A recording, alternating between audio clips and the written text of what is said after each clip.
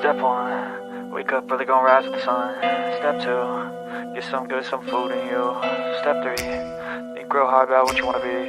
Step 4, everybody just do your thing. Wake up, today's gonna be a good day. Wake up, today's gonna be a good day. Wake up, today's gonna be a good day. Wake up, today's gonna be a good day. Wake up, today's gonna be a good day. Wake up, today's gonna be a good day. Wake up, today's gonna be a good day.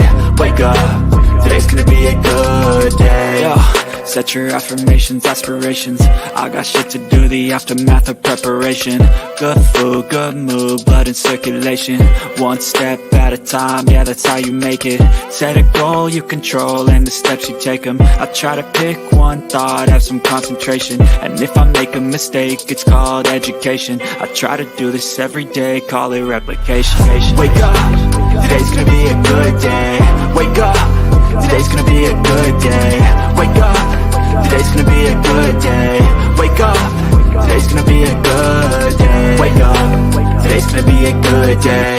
Wake up, today's gonna be a good day. Wake up, today's gonna be a good day. Wake up, today's gonna be a good day. So life ain't easy, yo, I think there's a reason though. Ups and downs, just like every different season, yo. Sometimes I'm high, other times I'm barely breathing, though. I always gotta fight and hide from the demons, yo. Negative thoughts are poison, they rot. Head full of flaws, so here come the clouds. They'll never stop unless I can swap all the bad for the good in my head when I'm lost. Yeah, so I'ma fake it till I make it. Positive thoughts are overtaken, I got patience. One day at a time is how you operate a cadence. A flow, you grow, you show yourself a foundation. Stay away from all the shit that causes temptation. I know that I like to do it cause it's sensation. I live my life in my head like a narration. Don't expect greatness, do my best, man, I'll take it. Wake up, today's gonna be a good day. Wake up, today's gonna be a good day. Wake up, today's gonna be a good day. Wake up, today's gonna be a good day. Wake up, today's gonna be a good day. Wake up, today's gonna be a good day. Wake up, today's gonna be a good day. Wake up, today's gonna be a good day. Wake up early, gonna rise with the sun. Step 2, get some good, some food in you. Step 3, think real hard about what you wanna be. Step 4, everybody just do your thing. Some people are so dumb that I genuinely wonder how they survive from one day to the next. And then I remember that jellyfish have survived for 650 million years with no brain. So I guess if they can do it.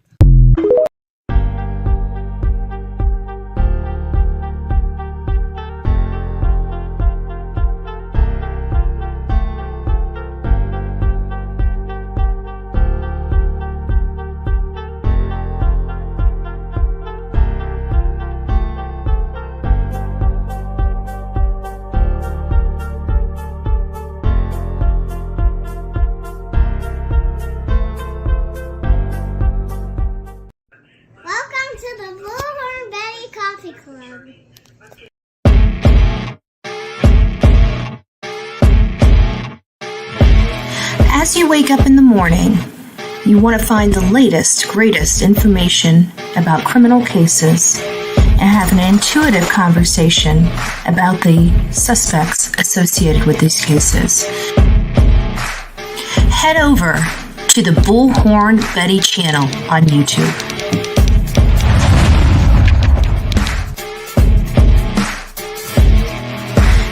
Breaking news right here on the Bullhorn Betty channel.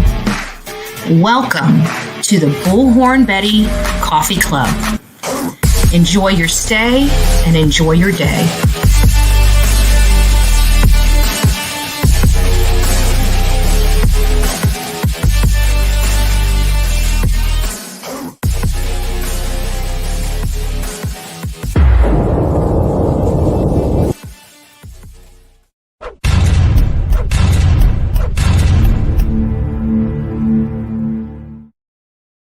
Well, good morning, Coffee Club. I am coming from the office.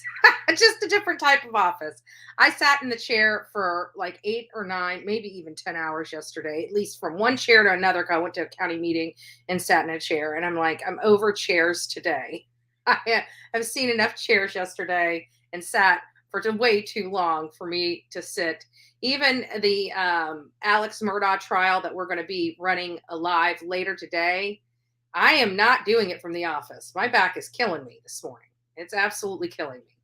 So good morning, all. It's nice to see you. We've already have 147 people, almost 150 people in the chat. We haven't even gotten started yet this morning. I got some actual, I'm not sure if anybody has shown all that I'm going to show this morning. I actually got a lot of the photos of all the victims, including the surviving victims. Some videos that I thought, we're talking about the victims, we're talking about the cases. At the end of the day, Dyaln Mortensen has a lot of explaining to do. Bethany Funke, nobody's even talking about Bethany. Bethany was in the house too. We know nothing about what Bethany seen, heard, or did. And it's a little concerning for me. Why did she just virtually disappear? What does she know? And so we're going to be discussing those today. We're going to be discussing whether we believe they knew Brian Kohberger. I received a clip from November 17th, and we can agree that November 17th, a lot has changed since 3 days after the homicide. I mean, 3 or 4 days after the homicide, we can agree that a lot has changed, and then there was a portion where an officer had stated that everybody was on the table, including the surviving roommates. However, by November 20-something, I think it was the November 23rd, we had a lot of press conferences. I was trying to find them yesterday. I didn't look for them because I ended up going to or watching Alex Murdaugh. I had a county meeting. My live went down because it wasn't being I didn't realize my plug was not plugged in fully. And so the whole computer died. It just died. So I had to leave that meeting and come back here and get that live back up. And then I sat here for a little bit, maybe longer than I should. I probably should have went straight back to my county meeting because they ended up having an emergency meeting. And now this morning I have a new county administrator. Thank God it's already somebody that I have a working relationship with that I already know. So it's not going to be too much shock for me because I got a lot of work. People don't realize I do a lot of work for my county on an advocate type of basis, and we're making a lot of changes and doing a lot of, adjusting of fees, permits, taxes, and stuff like that. So it takes people like me going in there to make sure that the community doesn't get railroaded. I'm, the conscience of, the collective view of residents, at least the ones that I represent. So I go in there and I basically make sure that we're not charged more than we should be charged. Basically, that's my, it's a service I provide to this county for free. I don't charge anybody. I don't get paid for the services. Occasionally I'll get, just like on here, I get somebody that supports the effort and, contributes to the cause. So, but for the most part, it's a free, and I behoove everybody. It's basically my, my service to my community. It's, what do they call it? Community service. I always have everything backwards, right? So it's my community service that I provide to the community. And I know nobody can do it like me. And I have a great understanding of how governments work and things of that nature. So the other day just yesterday was about permits and whether we're going to be increasing our permits. And so I was in there, advocating for the citizens, the residents of this county, to make sure that the prices of permits don't increase too much. They have to increase because our prior board liked to collect a crap ton of money but never spend it. So we had all these silos of money. Our infrastructure is falling apart, but we had a $500 million sitting in multiple accounts in nowhere land, right? So we put that money to use. But not to get into all the politics of stuff I do. It's just that, people don't realize that there's more that goes on in my life than what you guys see here online. I do a lot of work. I'm, I guess, perceived as a workaholic. I'm up at the wee hours of morning and don't stop until wee hours of night. You guys only get to see me for 2 hours a day, but there's a lot that goes behind. So that's my focus, is making sure that the residents of my county, and I hope one of you guys, I hope I inspire people out there in the audience. I don't care what side of the aisle you're on. People always say, oh, it's a right, left. I don't care. I really don't care. I don't advocate for right or left issues. What I advocate for is for people to get off their duff and do what, if they have something that they don't like, I advocate and inspire people to go out and make changes. And I don't care what side of the aisle you are on. I want you to be inspired to get up and make changes that you think are necessary. What I found out in the reality of politics is all of us are the same. What do we want? We want great schools. We want good jobs. We want safe communities. We want affordability. I mean, we all want those things. So at the end of the day, it doesn't really matter what side of the aisle you're on. If that's your, go do it. Go do it. That's what I inspire people to do. And what I do in my off time is I cover true crime. So that's how Bullhorn Betty is on YouTube. In my spare time, this is what I do. I cover this. So I have 2 full-time jobs. One is with the county. Actually, my county job's becoming more part-time as I but I still like being involved. But good morning, everybody. I was glad to see you guys all here.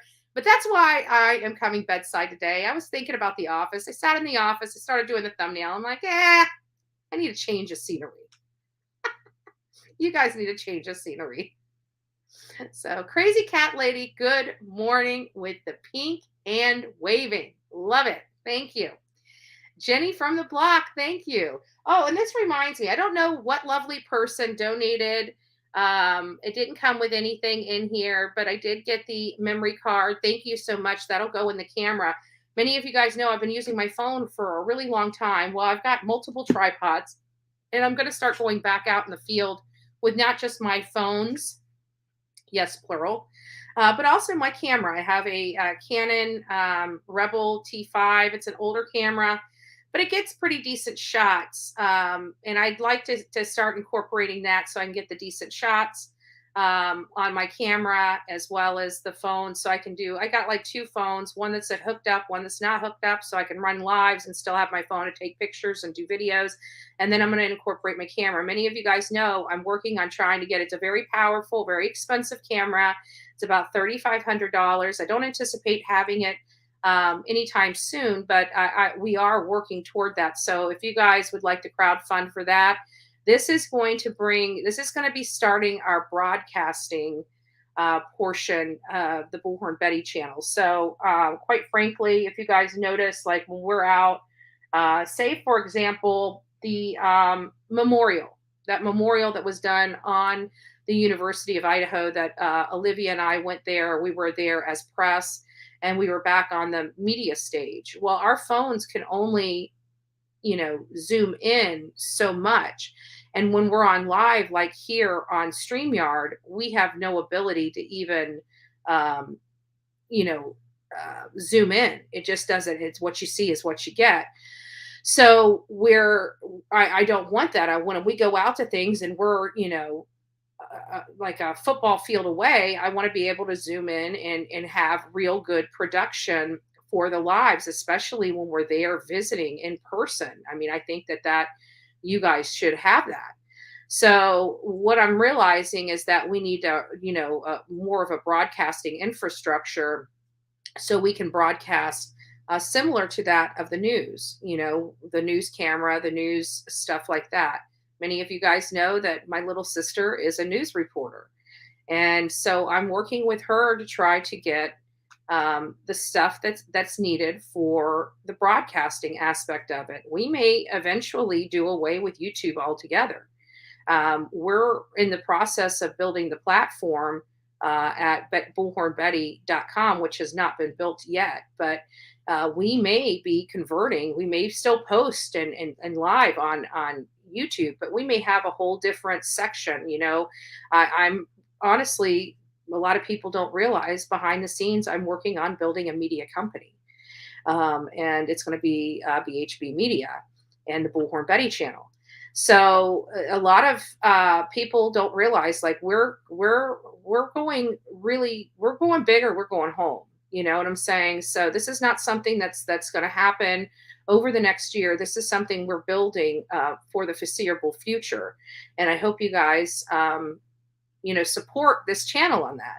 I do a lot of controversial things. I get that. And that's me personally. Those are my avocations, my personal avocations.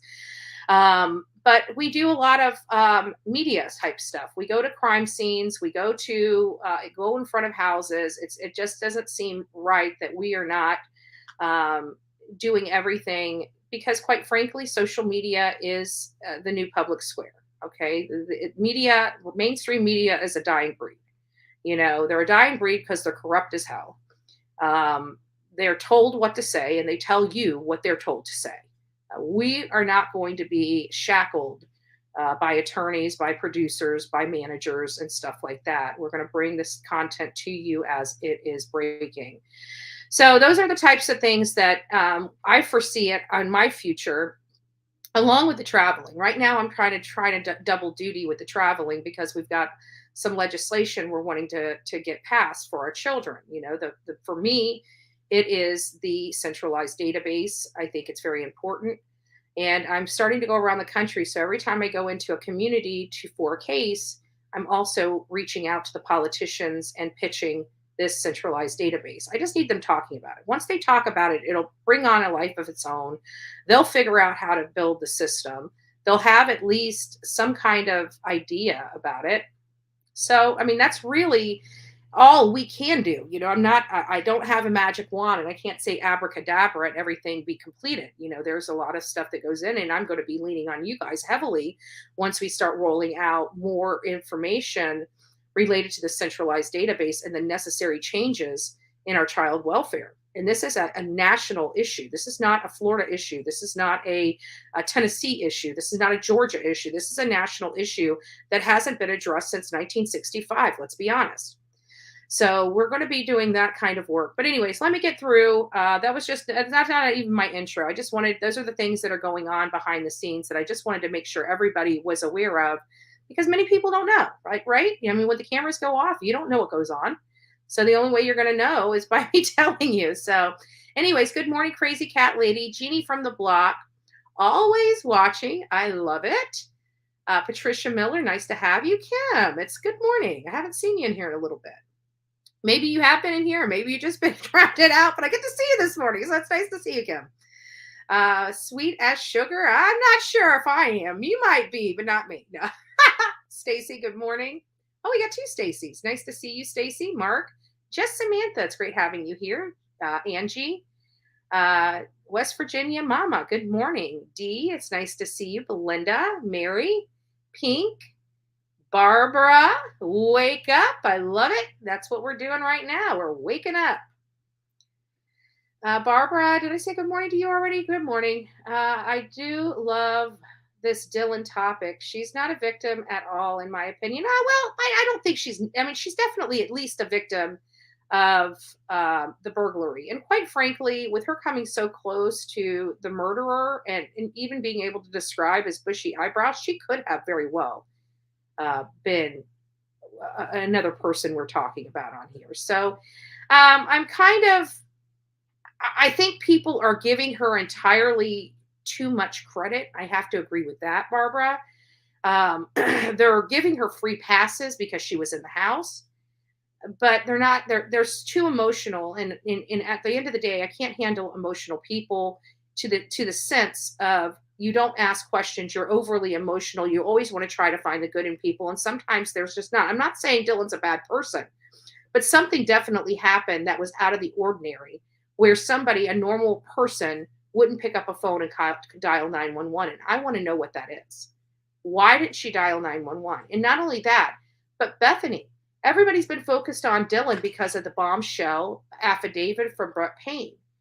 But what about Bethany? Nobody's talking about Bethany. I feel like Dylan is all alone out there with a lot of people breathing down her neck as to why she didn't call. And maybe Bethany Funke, being on the first floor, literally didn't hear a damn thing. Okay. Playing devil's advocate. It doesn't matter. What was she doing in and around the time that they did know something was wrong? She has been left out. Why did everybody say that she was out somewhere else in the Mascow community when we find out through the affidavit? Not only was she not throughout the Mascow community, but she was the one that confirmed that Ethan and Xana were at the Sigma Chi fraternity. She was not. They didn't say anybody else's initials. They said BF. BF confirmed, right? BF confirmed that Ethan and Xana were at the Sigma Chi fraternity house on that Navez, whatever, road until from 9 p.m. to 1:45 a.m. How can she confirm that they were there at 1:45 a.m. when we were told that she was somewhere else in the community, not at the Sigma Chi fraternity party and not at the Corner Club? Her and Dylan were elsewhere out in the Mascow community. That's the words they use, Mascow community. That the surviving roommates arrived home around 1 a.m. That's what we were told by law enforcement. Well, then why does this affidavit say that she confirmed that Ethan and Xana were at that party until 1:45 in the morning? Wouldn't she have to be there at the party at 1:45 in the morning to confirm that she saw Ethan Chapin and Xana Kernodle at 1:45 in the morning? Those are the questions I have. We're going to go over those. Stacy, nice to see you. I said, wake up, crazy mama Nana. Nice to see you. 357. It's nice to see you. Leslie McBride, good morning. I hope you're having a wonderful day. Kitty Cats, nice to see you. Teacup Mama, love it. Van Lady, good morning, Van Lady. I hope you're doing well. Tammy Sue, East Coast Beauty, nice to hear that. I would think I'm the West Coast Beauty to your East Coast. West Coast, Florida, not West Coast, right? I'm not in California. Who knows? I might be, right? You never know. Bean, it's nice to see you. Who else do I have in here? Wheel B, nice to see you. Bethany has been given a pass from media. I don't know why. That is a good question. Me either. Because at the end of the day, I have questions. I have lots and lots of questions for Bethany. Were you home at 1 a.m.? If not, when did you come home? Where were you? Did you see any altercations? Did you hear anybody come in? Why was the front door open from 8 to 8:30 in the morning to 9 or somewhere around there? What time did you wake up? Did you know anything was going on? Did you hear any noises the night before? Can you hear sounds downstairs on that first floor? And that's just off the top of my head. Let me get a pad and paper and start really thinking about some questions I have. That's just off the top of my head. ZA, nice to see you. Southern Granny Wolf, nice to see you. AJ, Lenny, Dino, nice to see you. Mystified, Mama's the boss. I know my mama is. Emma, it's nice to see you. I hope you're doing well. Always watching. She does that. She gets stressed out and she just, she hides. So I don't know. I've been so busy with other things. I haven't even had an opportunity to reach out to her. So I don't know. You might want to reach out to her and check on her. I think she's more in line with TikTok than she really is YouTube. So she might be posting stuff on TikTok. I don't know. I usually talk to her when she calls. What's the Idaho update? CB3 says we will be getting to that in a little bit. It's not really an update. It's more, we have discussions over here. There's no updates. Let me just be very frank with everybody here. There are no updates coming out about the Idaho 4. There's information being trickled out from prior media doing some due diligence. Maybe those stories are coming to fruition now. They're starting to post. Some of these stories started back when this case started, and they're just now getting all the information for the story. That's how it works. So some of these stories, that's why you guys see me, and it's kind of crazy because I don't do a lot of video editing. It takes a lot of time. I do a lot of research more so than video editing. And bless the people that can do the research and the videos, right? I'm getting there. But you guys got to realize I'm not a techie person. Like, I've just been thrown into this whole YouTube thing in the last year. I was thrown in the TikTok thing. My TikTok took a life of its own. I had almost 80,000 people. I think it's down to 73,000 now. But in all fairness, I haven't really posted there. I've kind of, even though that was my largest spot of numbers, 70 some 80,000 people, subscribers on that channel or on that TikTok. And if I keep posting there, which I always told Livia, if you're posting, because she was a TikToker, I'm like, if you're posting it on TikTok, throw it on YouTube. But I need to be the same way when I but my videos are longer than TikTok can handle. I don't do very rarely do I do 3-minute videos. Very rarely. My videos are usually, I try to give them, the videos actually, the actual videos, I like to keep them around 8 to 15 minutes. I feel like that's just enough to keep your attention. It's not overly, it's easier to keep your attention on a live because it's a discussion, right? So we're all kind of discussing, and you guys are asking questions and I'm answering, and it's making you guys think even more questions or other things or other perspectives or speculation or theories and things of that nature. So it's a lot different. But when you're doing an actual video, you want to keep your audience engaged in the video. You don't want it too long. You don't want it too short. But you want it to be enough that it's engaging, and it sparks their curiosity, or at least their brain, where they're asking questions and making comments and things of that nature. So I try to engage the audience more so than not. That's really what I try to do.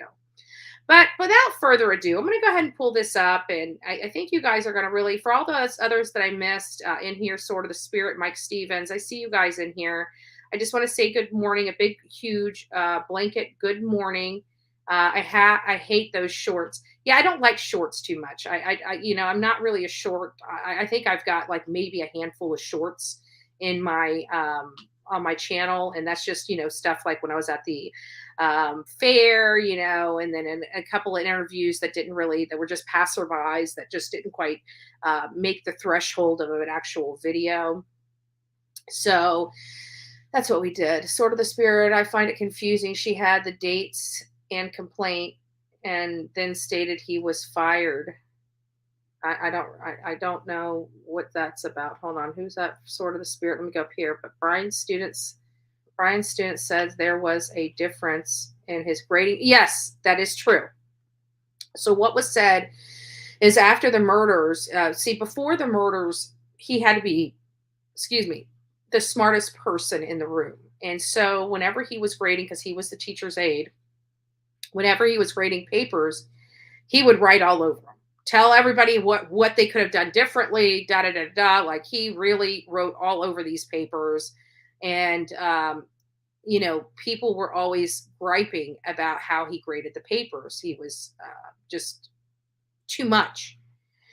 And so they noticed a difference in his grading. When they were getting their papers back, it was graded, but there was no markings on the papers after the murders. Like there was a different change. She seemed a little more lighthearted, I think was a word that may have been used, something to that effect. Where one of the students is like, man, he was weird. It was that, hold on, let me see, classmate of Brian Kohberger's. Let me see if I can find that so everybody can... SU. I think I remember his Ben Roberts. That was it. Ben Roberts. I remember that.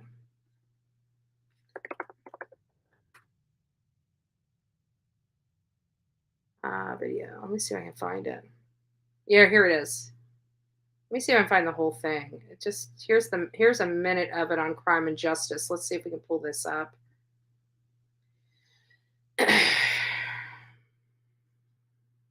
Let me get this pulled up for you guys so you guys can see it. I'm gonna have to pull it out.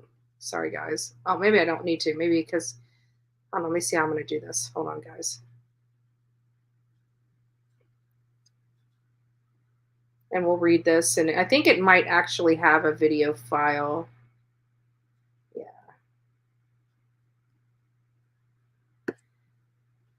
Over here. Okay, so I'm going to go. I'm not going to be able, while I'm pulling this up, I'm not going to be able to see your comments for a second. So I apologize, but I will. I'm down at the bottom. Hey, ZZT, I hope you're having a great day. And even we now have like 320 people in here. Don't forget to like, share, and subscribe. Don't forget to go out there and like this video. And also, I don't know who donated this video card to the Bullhorn Betty channel. It's going to go into the canon, but I do appreciate the video card. It was much needed. So whoever sent this, I do appreciate it. Thank you so much. So let me just go over to this other side so we can watch this. So there was a video attached, but I don't know where it is. Maybe it's further down.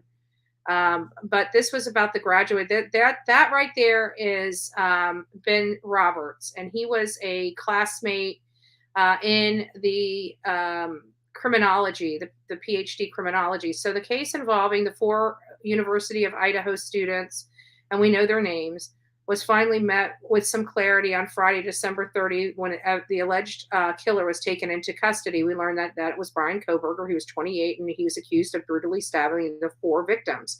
Kohberger was a graduate student of Washington State University in Pullman, Washington, and it was noted that the distance between Pullman and the off-campus lodge were about 15 was only about 15 minutes away from Kohberger's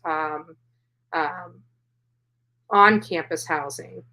Kohberger's Wazoo roommate, or classmate rather, Benjamin Roberts, recently opened up about his feeling after learning that Kohberger was the suspect of killing the 4 students. Roberts told News Nation that Kohberger actions altered significantly in the days post the Idaho killings. Roberts stated that Kohberger was normally stressed and worn out prior to the brutal attack. He said, "I did notice that he was showing up to the class a little late sometimes. He always had coffee in hand. He always seemed to be very perpetually exhausted." He added, "Brian seemed like he was on the knife's edge between exhaustion and worn out, and at times it was extremely difficult to tell which it was." Roberts, however, didn't notice anything out of the ordinary about the aforementioned changes, as Kohberger didn't seem to be unraveling in any other way, and this kind of stress and tiredness seemed typical to him for any graduate student. On the other hand, he stated that Kohberger appeared to become friendlier after the killings. Roberts says he did seem to get a little chattier going into later parts of the term, and stressed that he doesn't remember Kohberger ever making a particular reference to the Idaho case. And the reason why that's so important is because they had discussions in the class about this case. Here is the clip right here. So looking back at the term following the homicides over in Mascow, Idaho, I did notice that he was showing up to class a little late sometimes. He always had a coffee in hand. He always seemed to be just perpetually exhausted. And most of that, as a graduate student, that is not unusual. That is fairly normal. It didn't raise any red flags at the time. And like everybody in a graduate program, there's a little bit of awkwardness. You're trying to fit in. You're trying to find your niche. And Brian Kohberger fit in that. He was awkward. He was trying to fit in. He was trying to get his inroad into this group and establish these social bonds with other members of the cohort. But now looking back in hindsight, having these allegations come almost entirely out of left field, all of that feels less like normal trying to fit in, and it just feels unsettling. Unsettling. That is what the roommate said is unsettling. And there's some more, so we'll watch those as well. Kohberger's classmate claimed that the distance from the accused killer at the time, because of he was preoccupied with his workload. Roberts stated that Kohberger seemed to be an awkward person who aspired to be recognized for his superior intelligence by everyone. He said he had to make absolutely sure you knew he was smart and he had this intellectual capacity. Robert said it has been unsettling to have a tragedy like this, or like the Idaho killings, done so near to his school and to have a classmate involved in it. There's something heavy about that, he stated. So here's another portion of that interview. He did seem to get a little chattier going into the later parts of the term. He was always talkative in the beginning parts of the term. He very much liked it when everybody in the room knew that he knew what was going on, but it wasn't enough that you knew that he knew. He had to make absolutely sure you understood that he was smart, that he had this intellectual capacity. So again, just some more details coming out about his roommate. So there was definitely, or at least perceived to definitely have a behavioral type of change in him after the killing that was noticeable by everybody. A little chattier. He never really engaged in the conversations at his college about this Idaho killing. I have to think that him being in the criminology, the PhD criminology program there at Wazoo, that this would have been not that it's a good thing. Obviously, that's not anything I'm trying to convey. But what I'm trying to convey is, as a student in criminology, a case like this being so close to you and being able to monitor it is some very good hands-on experience in discussing these cases. So this would be, in it sounds very tacky, but in the grand scheme of school and teaching, this would have been a treasure trove for a professor. This would have been a perfect example of something that they could be utilizing their skills and other knowledge on, right? So it's not that it's a good thing, but it's one of those things that if it does happen, schools should be utilizing it as a tool to train their students. It just is what it is. When we had our school, our Manatee High School, which kind of sucked because they were building on it, making it nice and beautiful the year I was graduating. But, even when they did that, they decided to open it up to some kids to get some hands-on learning experience and some trade skills. And I thought that was really smart. And it helped with the cost of the building as well, having free help. So it's one of those things where you just take whatever's going on around you and apply it to what you're learning or teaching. So this would have been a treasure trove for a professor in criminology, which studies the behaviors of crimes and criminals, right? So it was a little odd that this was being discussed in class, and you have this ultra intellectual person that needs to be the smartest person in the room and needs to let everybody know how smart he is. And he is now hush hush that he's not participating in those discussions, which is in and of itself very odd, because he would normally be the one that would be the most outspoken person to let everybody know how smart he is. So that's the kind of personality that we're dealing with him. So I've got some other stuff that I wanted to show you. It's just stuff that I don't know if you guys have seen before, and just wanted to show it to you. Hold on a second. Why is my screen's not working? Let me see if I've got this in here. Google Photos. There we are. There we are. And these are just some photos that I'm not sure that you guys have seen before. Hold on, let me make sure I've added them too, which I have not. There you go. And I thought this was interesting because, these are photos that I don't think you guys have seen before. And I just wanted to go through them with you. This is Dylan and Bethany together with some friends. So there are some great photos with them. It gives you kind of height perspective of Bethany to Dylan Mortensen and just some stuff. And there's Kaylee Gonzalez with them. And you can see that they were just normal, happy, teenagers that just wanted to experience the college life. This is inside their living room because there's the good vibes sign right there. But I just thought that some of these photos would be interesting for you, just to see the girls' lives even the surviving victims. There's Bethany and Dylan together. And everybody loved Murphy. That's Bethany with Murphy. There's Dylan with, I would assume, her dog. So Dylan and Bethany. They were very pretty girls.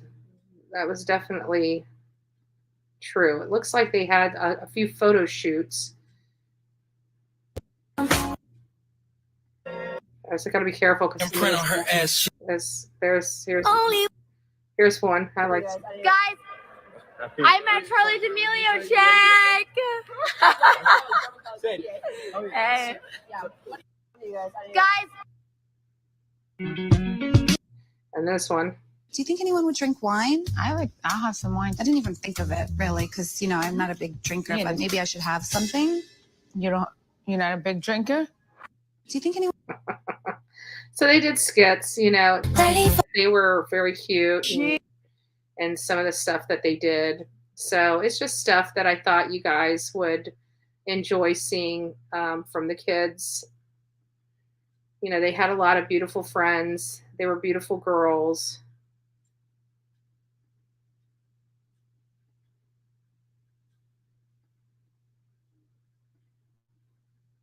That's a cute photo.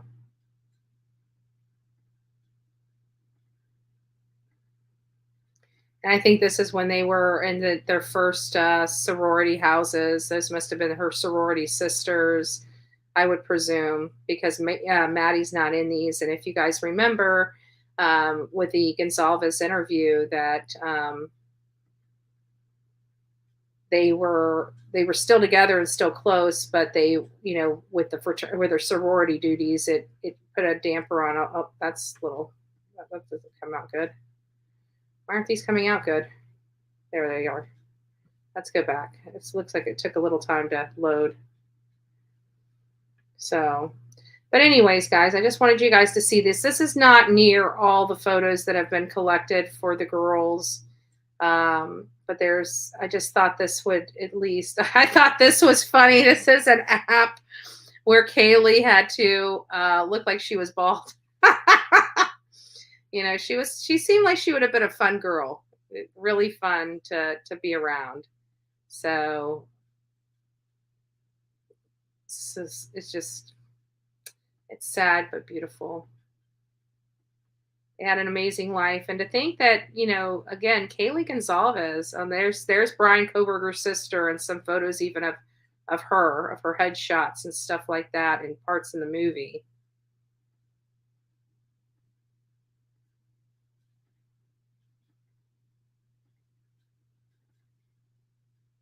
And there are some scandalous photos on here of some of the other people, but for the most part, they were just beautiful girls and a beautiful life. So, take it. We'll keep going through some of those photos and videos and stuff like that. But I know that a lot of those haven't been seen by too many people, and thought that would be interesting. Some other stuff that we're going to be going over. Might as well just go ahead and present my entire screen. Let me see if I can get this.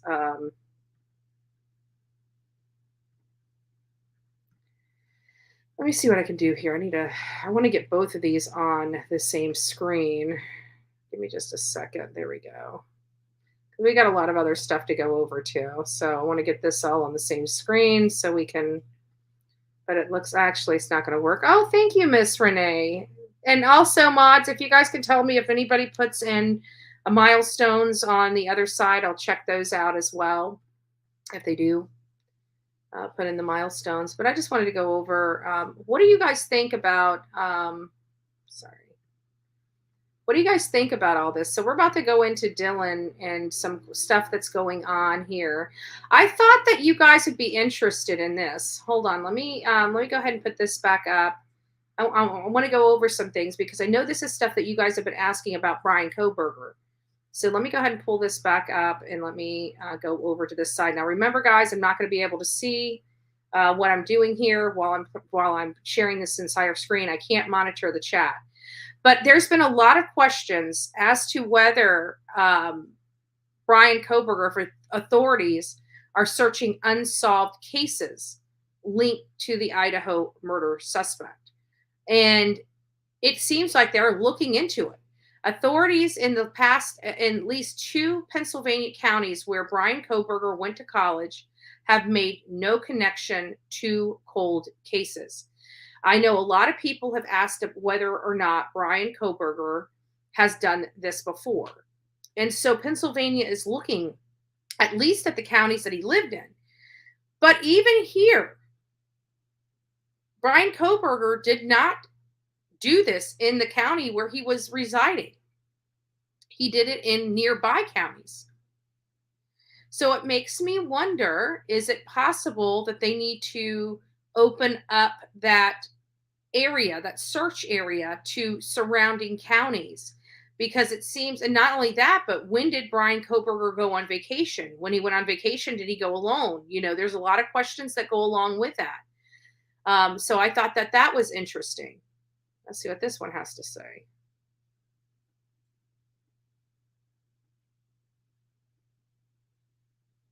If I can get the volume to work.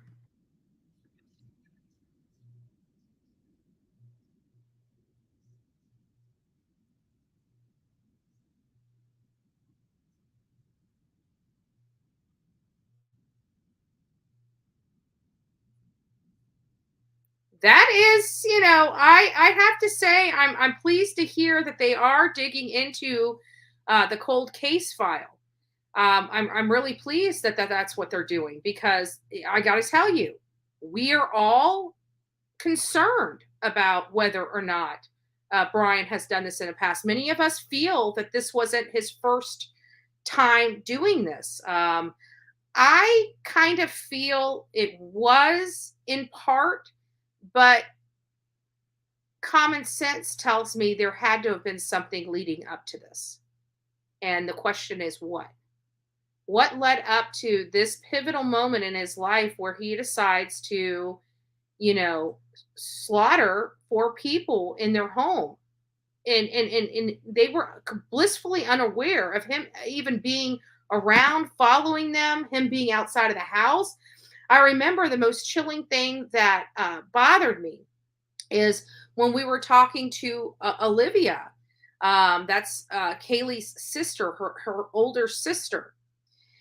And she said he was there, and she remembers talking to her on it was in August, I think. I want to say August 21st was one of the times that they acknowledged that he was outside of that residence.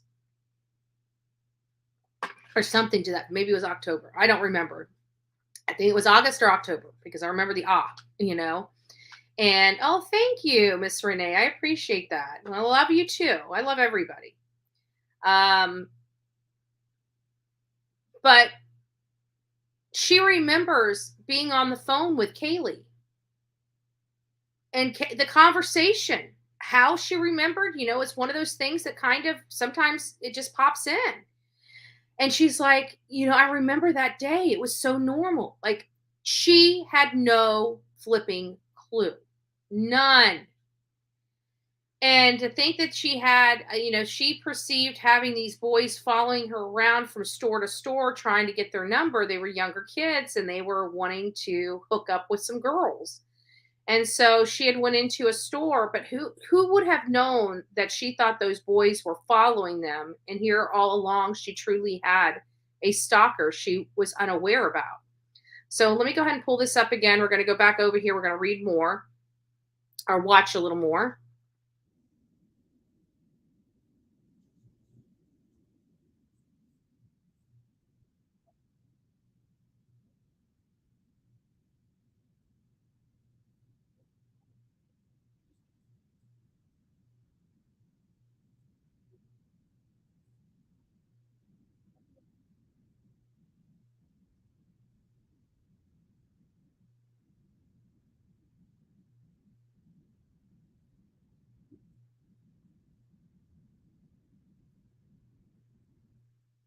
And I think that is the you know, pretty much what we're all wanting to know. And there's no sound. There should be. I hate this computer. Okay, let me pull it up. Hold on. Okay, I think it's this one. Yeah, it's this one. We'll have to go back. Let me go back and I'll share it. Okay, I got it. No sound, no sound. Shit. Once again, let's go back. So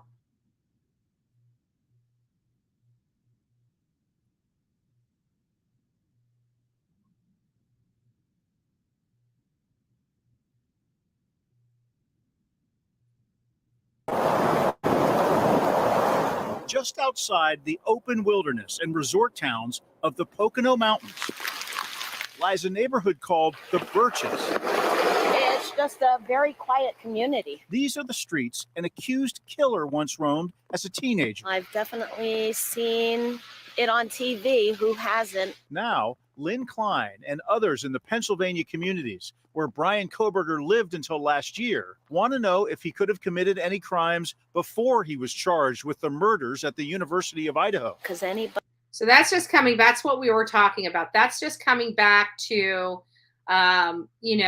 this is what many of us we've had multiple discussions, especially early on in this case, about this very thing. Did he commit these crimes elsewhere? He has only been in the Washington State University area since August of 2021. By November 20, maybe he was there maybe in July, July, August area, getting situated to start his first semester in his PhD program at the Wazoo campus.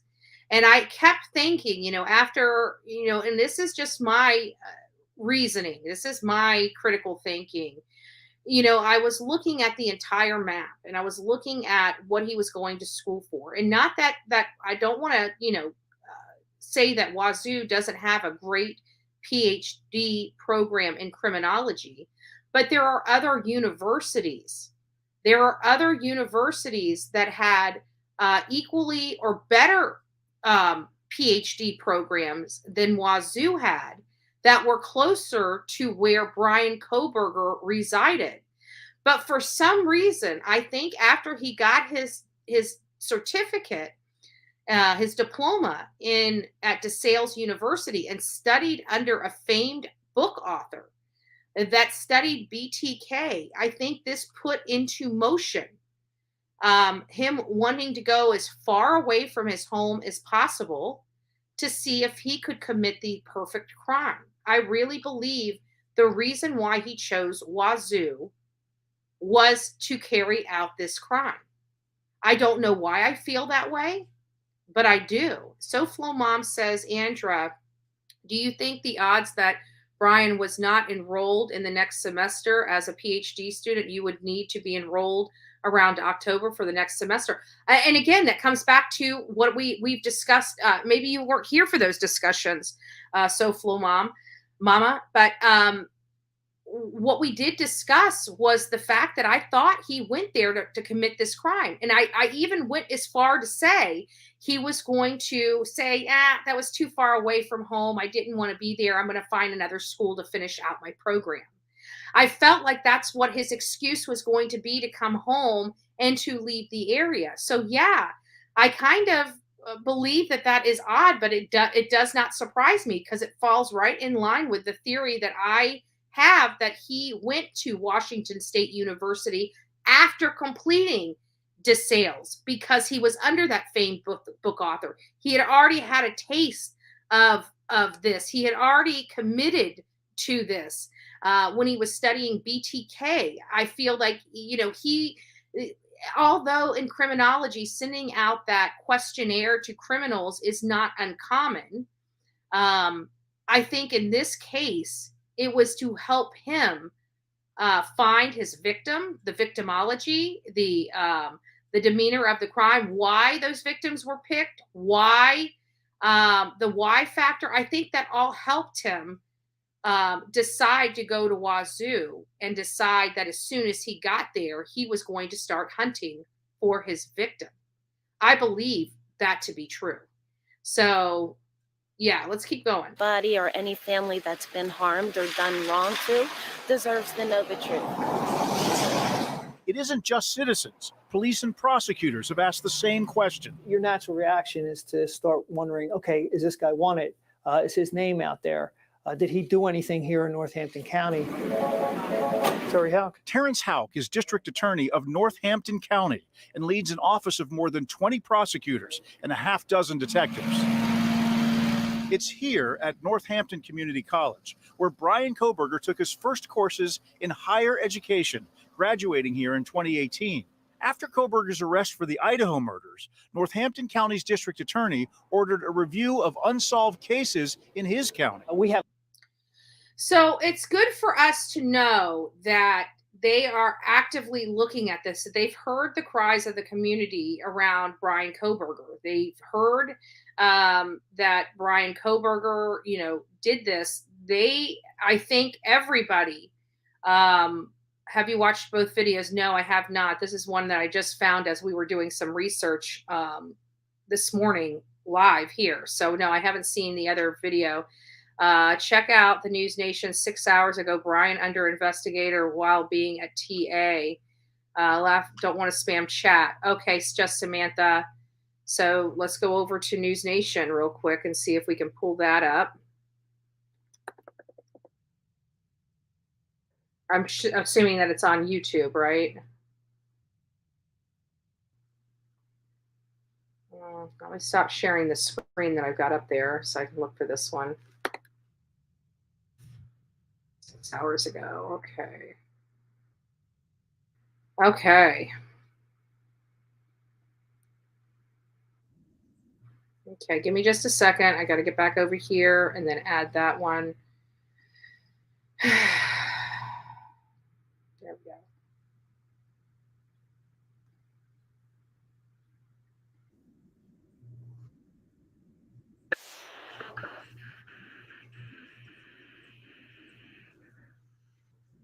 Learning a few things were happening in that man's life leading up to and right after the murders. Things like being investigated by his own school, Washington State University, where he was working as a teaching assistant. And apparently the investigation wasn't going well.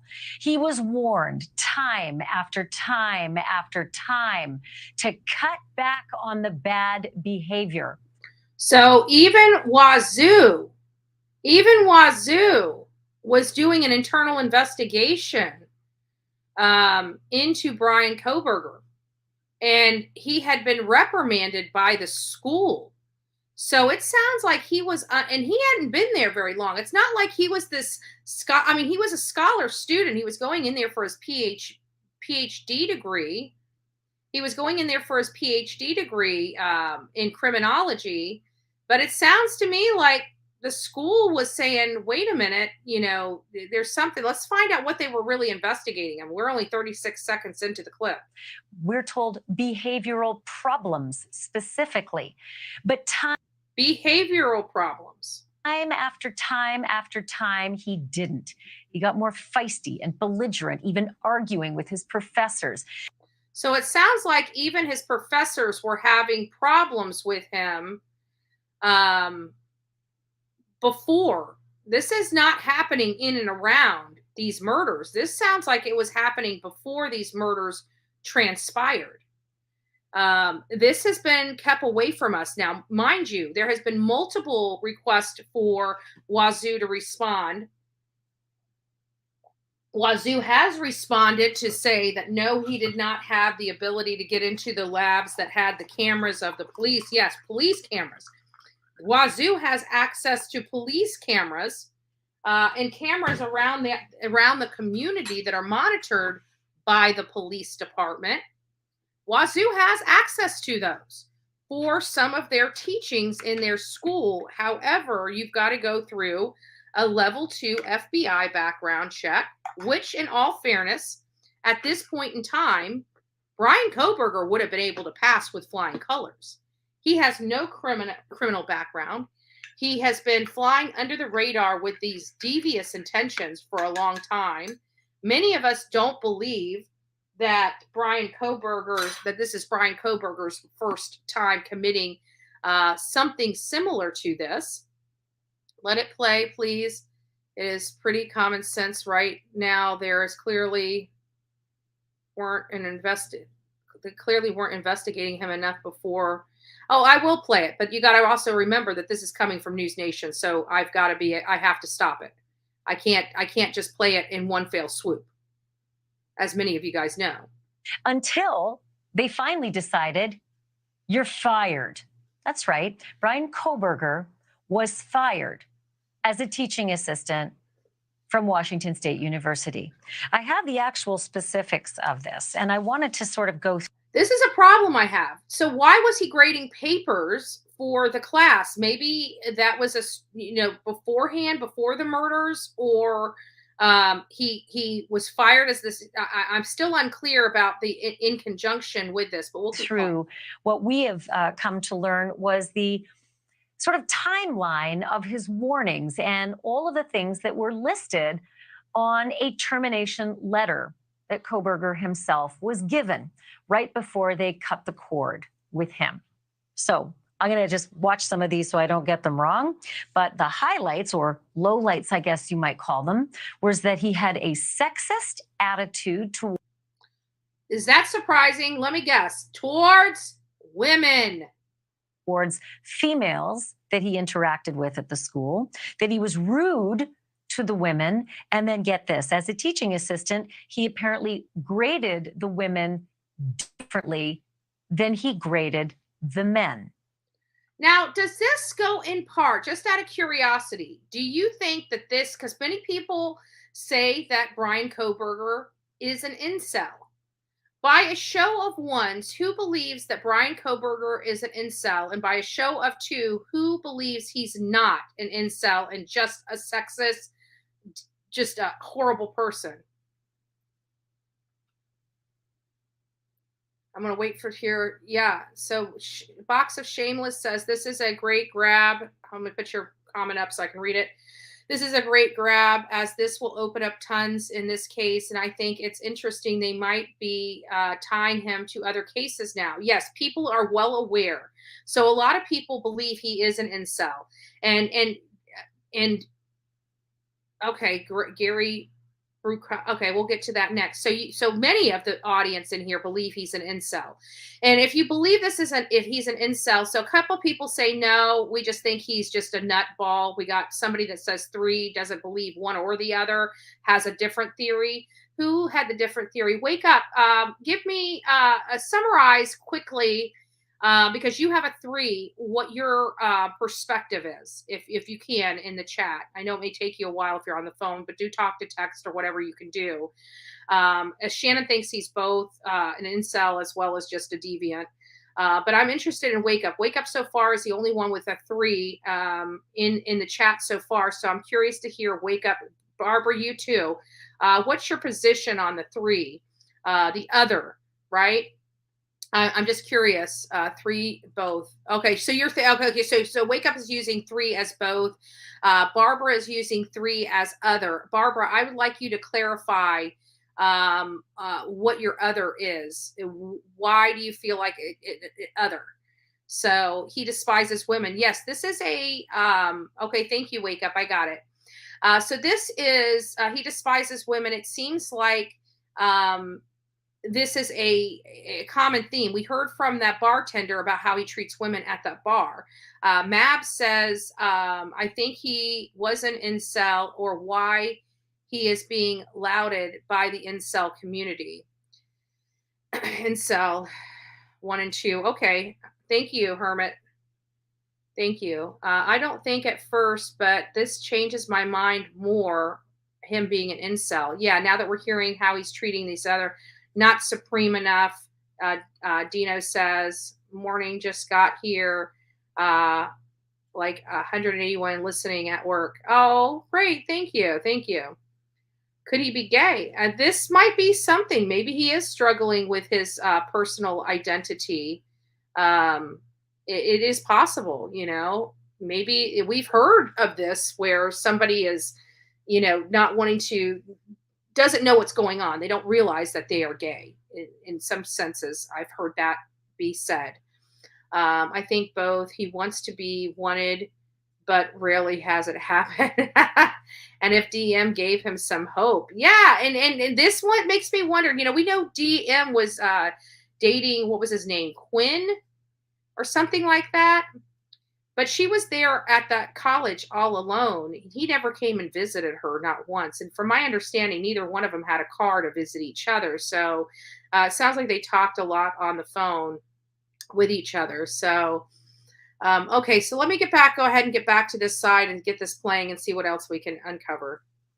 Here is the alleged language that was included in his termination letter along with the timeline starting on September 23rd. And by our... So September 23rd, he has not been in this class and has not been a teacher's aide for very long. If it is happening on September 23rd, I believe the semester started in August, early August. I could be wrong. It may have started late July, but I'm pretty sure it started early August or mid-August for this first semester he was attending.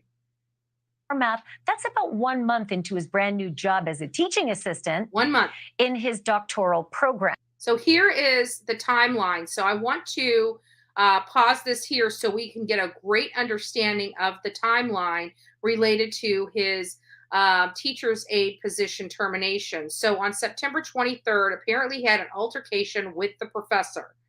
On October 3rd, meeting to discuss related to professional behavior.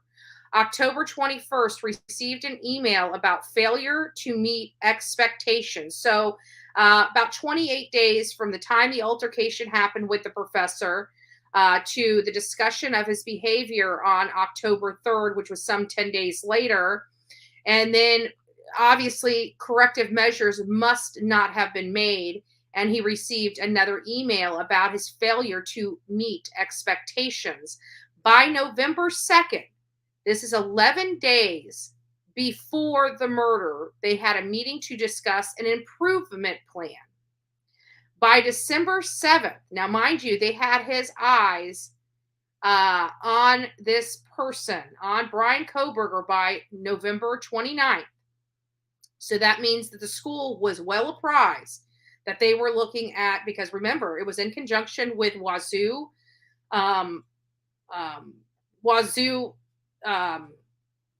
the police department that handles the Wazoo campus. Okay, I don't know if they're Wazoo employed law enforcement or if they are, that area's police department and just have a section that covers that school. I'm unclear about that. But we know for a fact by the 29th, they had him in his eyes, because on December 2nd, I was sitting in front of Wazoo sign. So I know. So 5 days after I was in front of that Wazoo sign, 4 days after Olivia and I made it back to Florida, he is meeting with them to discuss the improvement plan progress. On December 9th, a second altercation with the professor. On December 19th, now mind you, he was already heading back to Pennsylvania. So all of this stuff is going on in his life. At and around the time of these murders. And then by December 19th, he was officially terminated. And we know by December 30th, he was officially charged. That's what we know. So let's keep going. Which may or may not have been tied to his teaching job. September 23rd, Kohberger apparently has an altercation with one of the professors named Dr. Snyder. Just 10 days later, on October 3rd, the letter outlines that they had met to, quote, discuss the norms of professional behavior. And then 18 days after that, on October the 21st, Dr. Snyder emails Brian Kohberger to say that he has, quote, failed to meet the expectations that were outlined in the discussions they'd had before. 12 days after that, on November the 2nd, they met again to discuss what they called an improvement plan. And then on December the 7th, that's about, well, let's cut to actually 12 days later, 11 days later, the murders actually happen. So they have the meeting to discuss the improvement plan. And 11 days later, on November 13th, the murders are carried out. then cut forward to 24 days. And she's failing to say by November 29th, they already had him in their eyes. The law enforcement had already identified his car by 11/29. Beyond, and that's December 7th. That's when there was another meeting with the professors. And this was supposed to be about the progress of the, quote, improvement plan.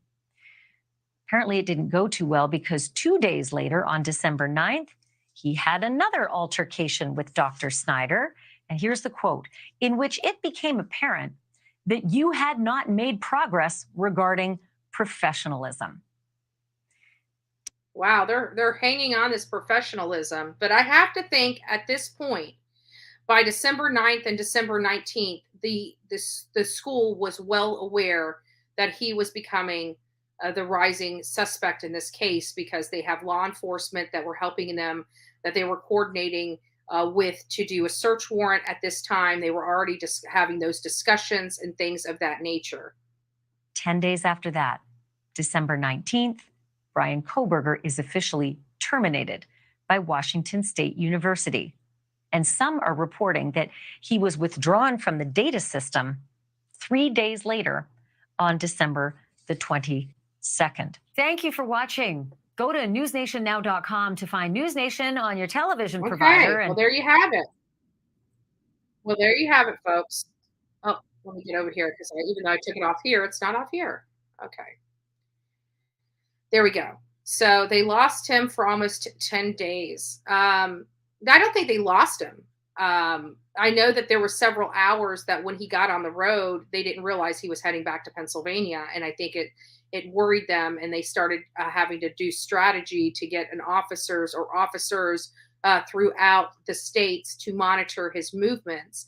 And they monitored him so much so that they were able to state that he took an unconventional way home. He did not go home in this, in the way that normal people would have driven. He took I can't remember the word that they used, but a route that was not a normal straight shot route from Wazoo to Pennsylvania. So that was a little interesting to hear that come out as well. Let me get back to the other side and see what else I have over here. We got the cold case. So they're looking at the cold cases. I wanted to bring that up. Bryan Kohberger. Okay, here's another one where the PA, the Poconos attorney, let me see if I can get this one up. The Poconos attorney, yeah, here we go. Good, it's going in line. So here's the attorney from Pennsylvania. We're probably going to have to listen to a advertisement.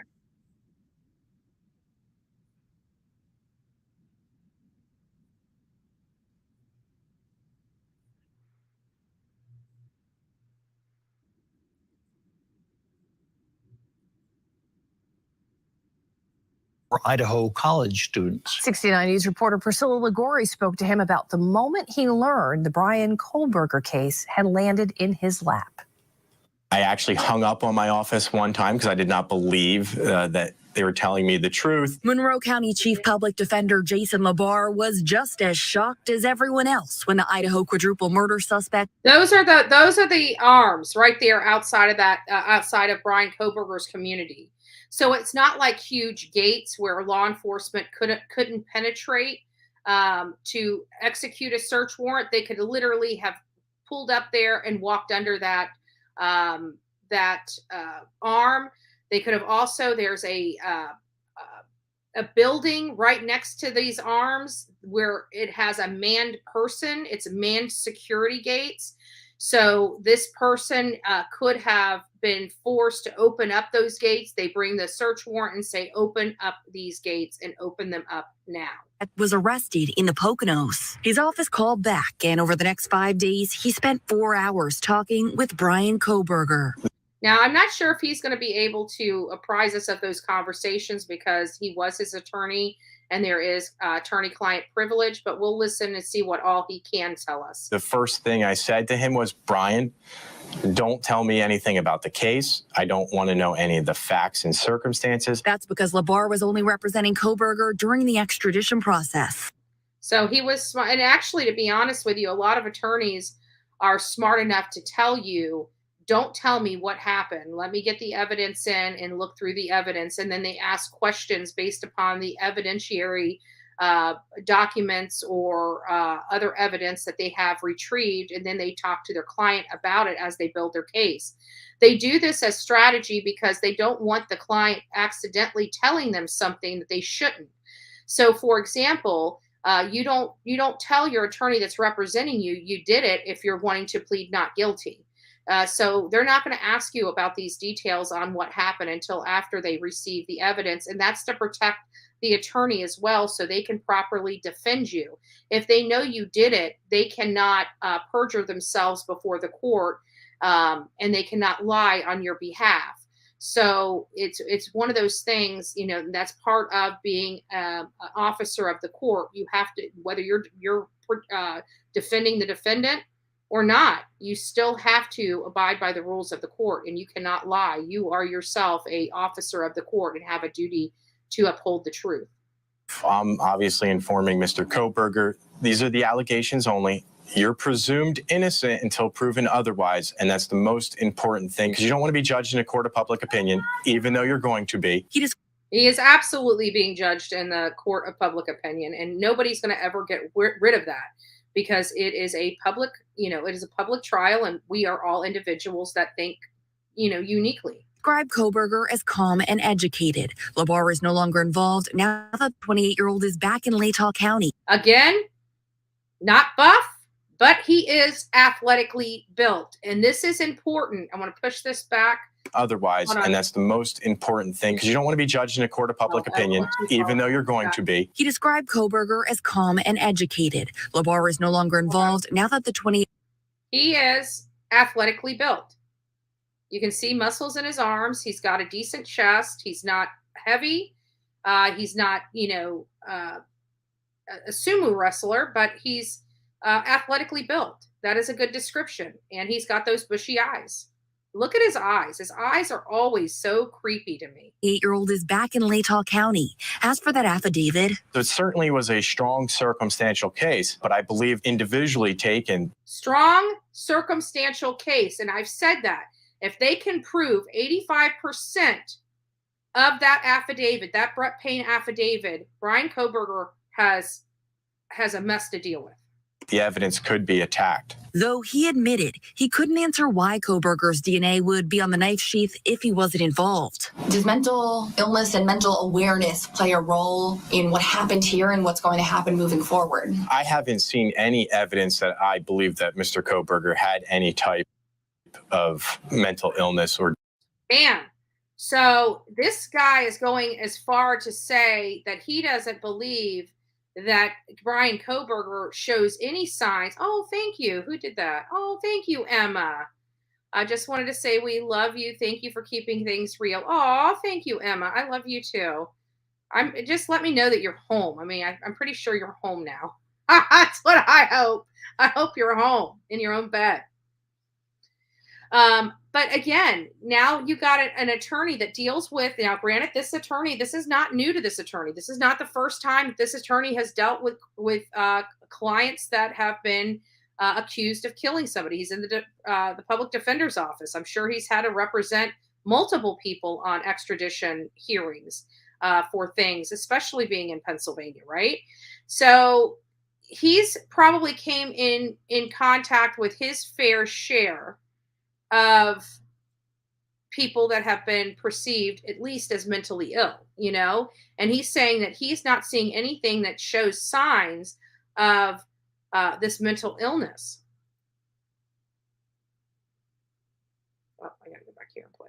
Or disease or defect. Locals have described Kohberger's family to us as nice and normal. LaBar says they pray every day. They believe in the process, but are you able to say if his family thinks he's guilty or not? I actually told them not to comment on it. They'll let it play out, unfold in court. The victim's family. So he gave him good, sound legal advice. In all fairness, I mean, that is the legal advice that you would want to give somebody. Keep your mouth shut. Don't make comments for the family. Don't make comments on this case. It is what it is. So let me move that. We got more still to come. Video cameras. Here's a decent article that I want to, I got several of these articles, and then where are we? We're at an hour 19. So I'll probably do one more article, and then I want to get over to Bethany and Dylan and find out some more information about them. This is about the Bryan Kohberger aspect of this, which is important, but, as we're finding out, let me put this up here. Now, the way I'm doing it right now is once this goes up, I've got to be on the other side so you guys don't see that. You guys see this. So I apologize about that. This is one of the articles that the video cameras were key in identifying Bryan Kohberger as the Idaho murder suspect. They're increasingly vital to law enforcement tools. I mean, even with the Cali 6, what is the first thing that they said?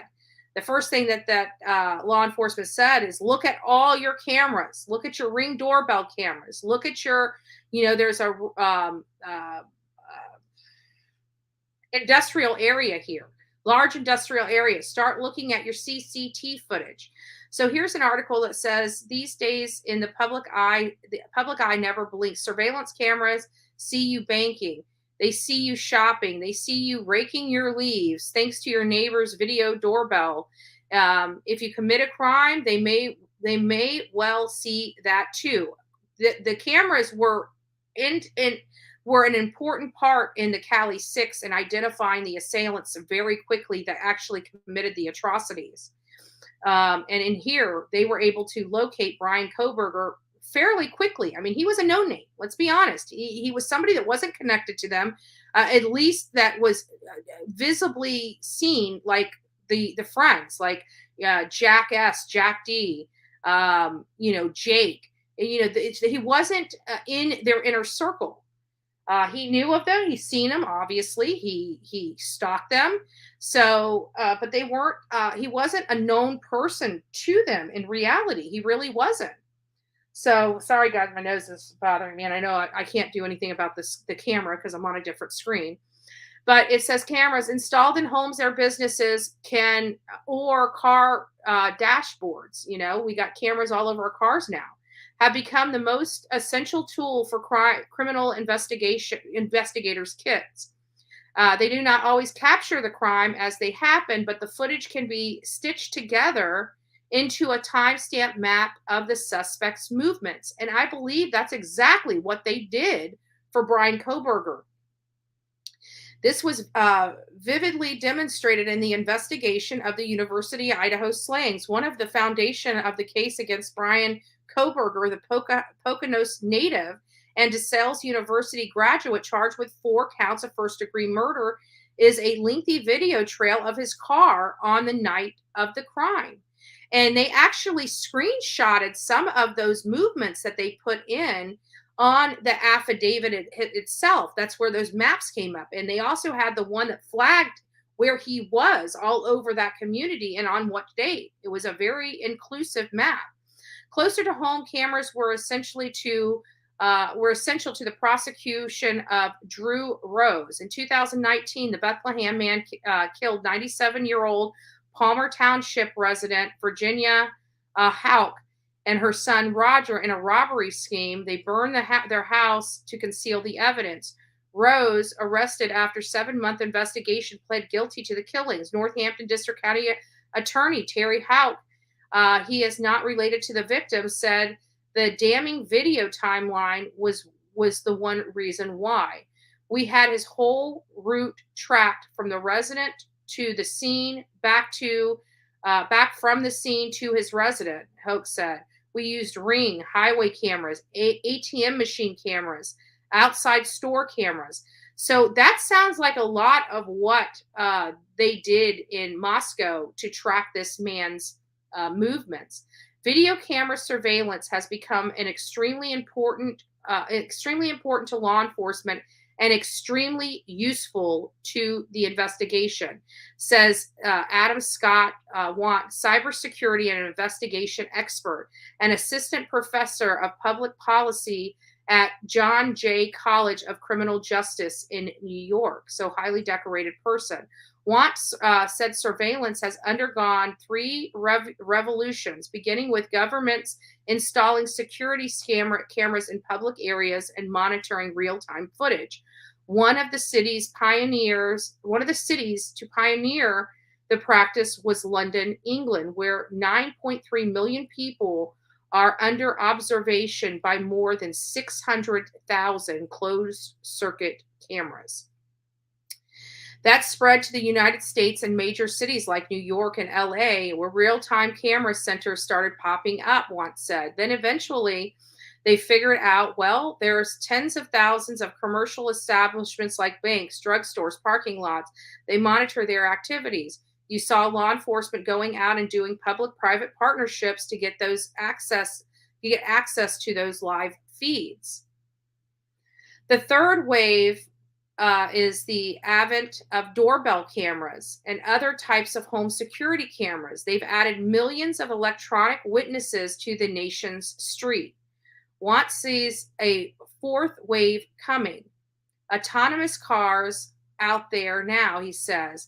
They record what's around them 24/7. LE is thinking they can take advantage of these cameras on the cars. I'm not going to go too much further into this article because, like I said, I do have some other stuff that I wanted to go over, and it was related to the surviving victims, the roommates, and we should call them. I mean, even the news is calling the murder roommates, Bethany Funke, the surviving roommates. They're not even calling them surviving victims. They're calling them surviving roommates. And so we're going to watch this New York Post. Well, actually, I'll just read through it because I got a few things and I still want to open up the phone lines. Their brush with the bloodthirst killer was hardly discussed. Now that one of the two survivors saw and heard November night that the 4 university students died after Brian Kohberger allegedly stabbed them in their bed has been revealed. Bethany Funke and Dyaln Mortensen, the sole survivors of the bloodbath, found their friends' bodies hours after the brutal attack in their off-campus home. For the first 7 weeks of the police investigation, it was reported that they slept during the bloodbath. But on Thursday, a police report showed something far more chilling. Mortensen came face to face with the killer just before he slunk out of the college house. Bethany Funke and Mortensen, both 21, lived with their friends. We know Ethan Chapman, Xana Kernodle, Maddie Mogan, and Kaylee Gonzalez at 1122 King Road House in Mascow. And they both were at home during the slaying. And there's the pictures of them. This is Bethany Funke. This is Dyaln Mortensen. They're also on my thumbnail. Floor plans show Funke and Mortensen lived on the first floor on a split-level home. That's what we were told way back then. We have since learned that Mortensen, turn this off, was actually on the second floor with Ethan and Xana. The second and third floor where the victims had been sleeping could be accessed through a sliding glass door. Funke was a member of the Phi Beta Phi sorority with Kernodle and Mogan. Police have not revealed whether Funke and Mortensen were in there hours before the killing, but confirmed they got home again 1 a.m. So how is Bethany, right here, how is Bethany confirming that Ethan and Xana were at the Sigma Chi fraternity from 9 to 1:45 when they were allegedly home by 1 a.m.? It seems like she would have only been able to assert up to 1 a.m. when she left the Sigma Chi fraternity and came home. But that's not the case. According to police reports unsealed in court, Mortensen woke up around 4 a.m. after hearing voices. She reportedly thought she heard Gonzalez said that there's somebody here and crying from Kernodle's room. Mortensen opened her door to find a figure clad in black clothing with a mask covering the person's mouth and nose walking toward her. She said she was in shock and froze in place, but the man just walked past her and out the back sliding door. Mortensen then locked herself in the room. So she actually heard the assailant leave the home. She knew he was no longer in the home and still locked her door and phoned her roommates. Police never revealed the identity of the 911 caller, but the call came from one of the surviving roommates' phones. We have learned since then that it was Dylan's phone that was made from. However, that still has not been confirmed by law enforcement. Investigators have also not revealed why the 11:58 a.m. phone call came nearly 8 hours after Mortensen reportedly saw the killer inside her home. Investigators said earlier on that Funke and Mortensen might be key to solving the crime and quickly ruled the two out as suspects. So they are not considered suspects. Many of us still question that 8-hour time gap. We had a long discussion about it yesterday, longest 911 call ever. So let's just keep reading. Funke and Mortensen had largely remained silent since the killing.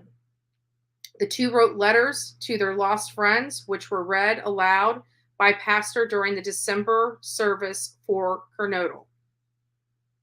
Mortensen said the four friends changed the way I look at life. Funke wrote that the victims were all gifts to this world in your own special way, and it just won't be the same without you. The two girls appeared to get matching tattoos to memorialize their four friends. They inked the initials of the victims, MKXE, on their arms along with angel wings. I thought that was cute. I really did. People thought it was weird. I thought it was cute. They lived in the house with these people. So here comes the kicker. This is where I have several more articles that I have up. We're going to have to cover them another day because we're at an hour and a half. And, I only really do my lives here for a couple hours. I got a lot of work that I do after the lights go off. So at the end of the day, I'm going to go ahead and pull up, if I can, if I've already got it up, let me see if I do, the phone. And I do not, phone settings, there we go. All right, there we go. Let me turn this on. Ooh, I gotta sneeze. Oh. I'm so sick of allergies. I really am. I'm so sick of them. So here we go. Let me move this over to this side so I can answer the phone. Give me just a second. So here's the phone. They are open. I know that there's going to be people that want to come in and give their thoughts. Here's the questions I have. Is there... Good morning, it's Betty. Hey, Bullhorn Betty, it's Mab. Hey, Mab, how are you? Oh, I got a little bit beat up in Turtle Island last night. Oh, did you? Oh no! What happened? I didn't even know he ran Turtle Island. I got up at like 2:00 this morning, and I checked the emails or checked the YouTube to see who was live, and he had just killed his live like a few minutes before I. Yeah, I made a comment. They were all talking about how House of Williams went into the children's hospital, tried to go into the St. Jude's Children's Hospital. Yeah. So I jumped over because I'd never seen that channel before, and I saw this woman, I suppose, just cussing up a storm. And it was... Yeah, I heard that House of Williams was actually detained. I don't know why she was there. I was trying to get some information, but I didn't know she went inside the hospital. Like, there's laws out there. Hospitals are one of those things that, especially a child's hospital, is one of those things you can't really violate. I mean, even though they have cameras in there and there's certain areas of the hospital that would not have a privacy, but because it's a child's hospital, all of them, you can't, it's a private hospital. So unless you're a parent. Yeah, unless you're a parent, you really can't be in there. And if you are in there, you can't record because the children are underage and there's privacy and HIPAA things that go along with that. She went in there and started recording, and security got her, and she was all upset.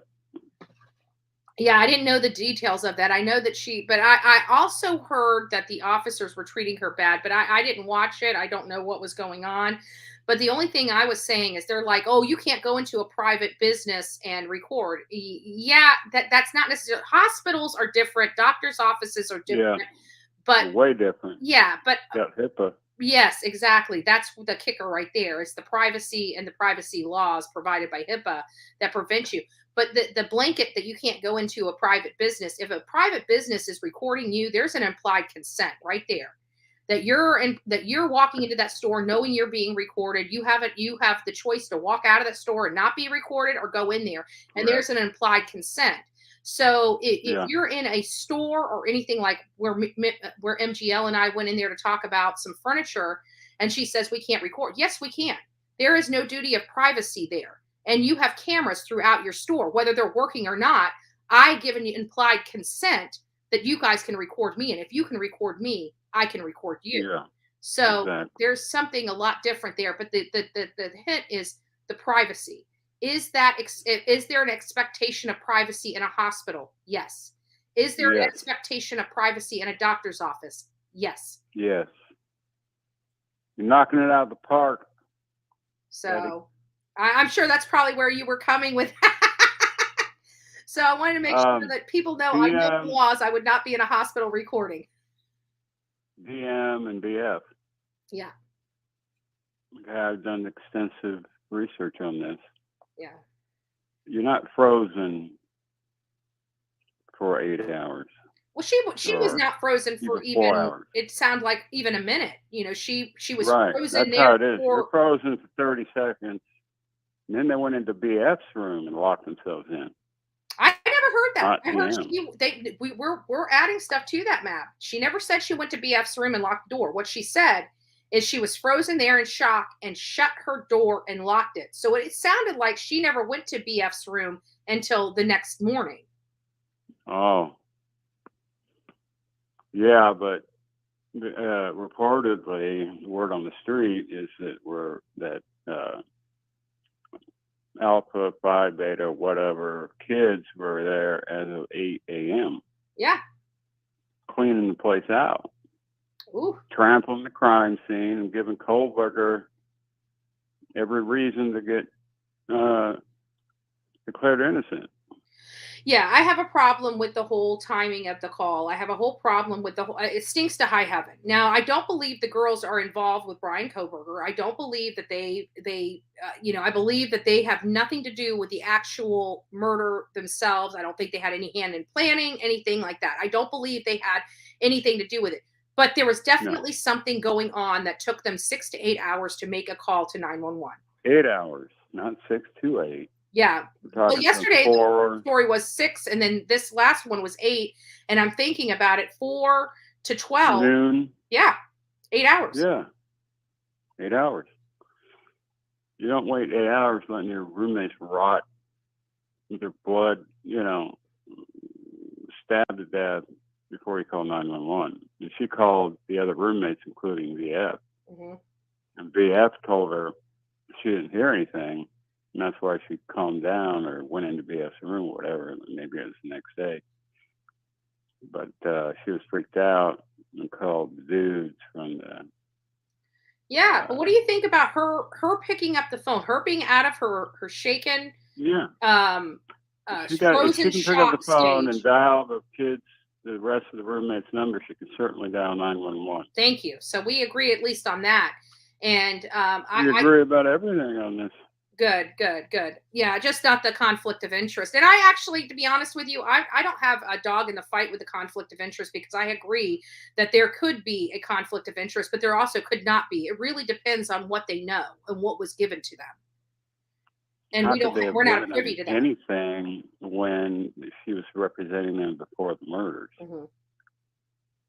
That's what I don't understand. How could he? No, could the either two one parents, the two, the Ben Mogan and the other one, there's no way that could be. That was way before these murders. The only thing I'm concerned about is what she learned, and she may not have learned anything, and that may be the reason why there's no conflict of interest there, because just by representing, I did listen to Andrea, and she did preface before she started that this is a legal opinion, and amongst attorneys legal opinions do change. Right. And she did explain her statements. Now she still hasn't done the additional videos of the conversation she wanted to dive heavily into more Because as of to why part the 1 and a part 2, but there was no part 3. Yeah, but I want to see those, because that would be good information, at least to kill the thought. Sweetie Pilo had a really good video recently about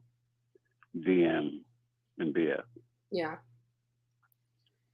She had a discussion with her husband, who was in Iraq or Afghanistan, Mm-hmm. and he said that he's seen people freeze, and he has frozen himself. It hadn't been more than 30 seconds to a minute. Mm-hmm. And that's in combat.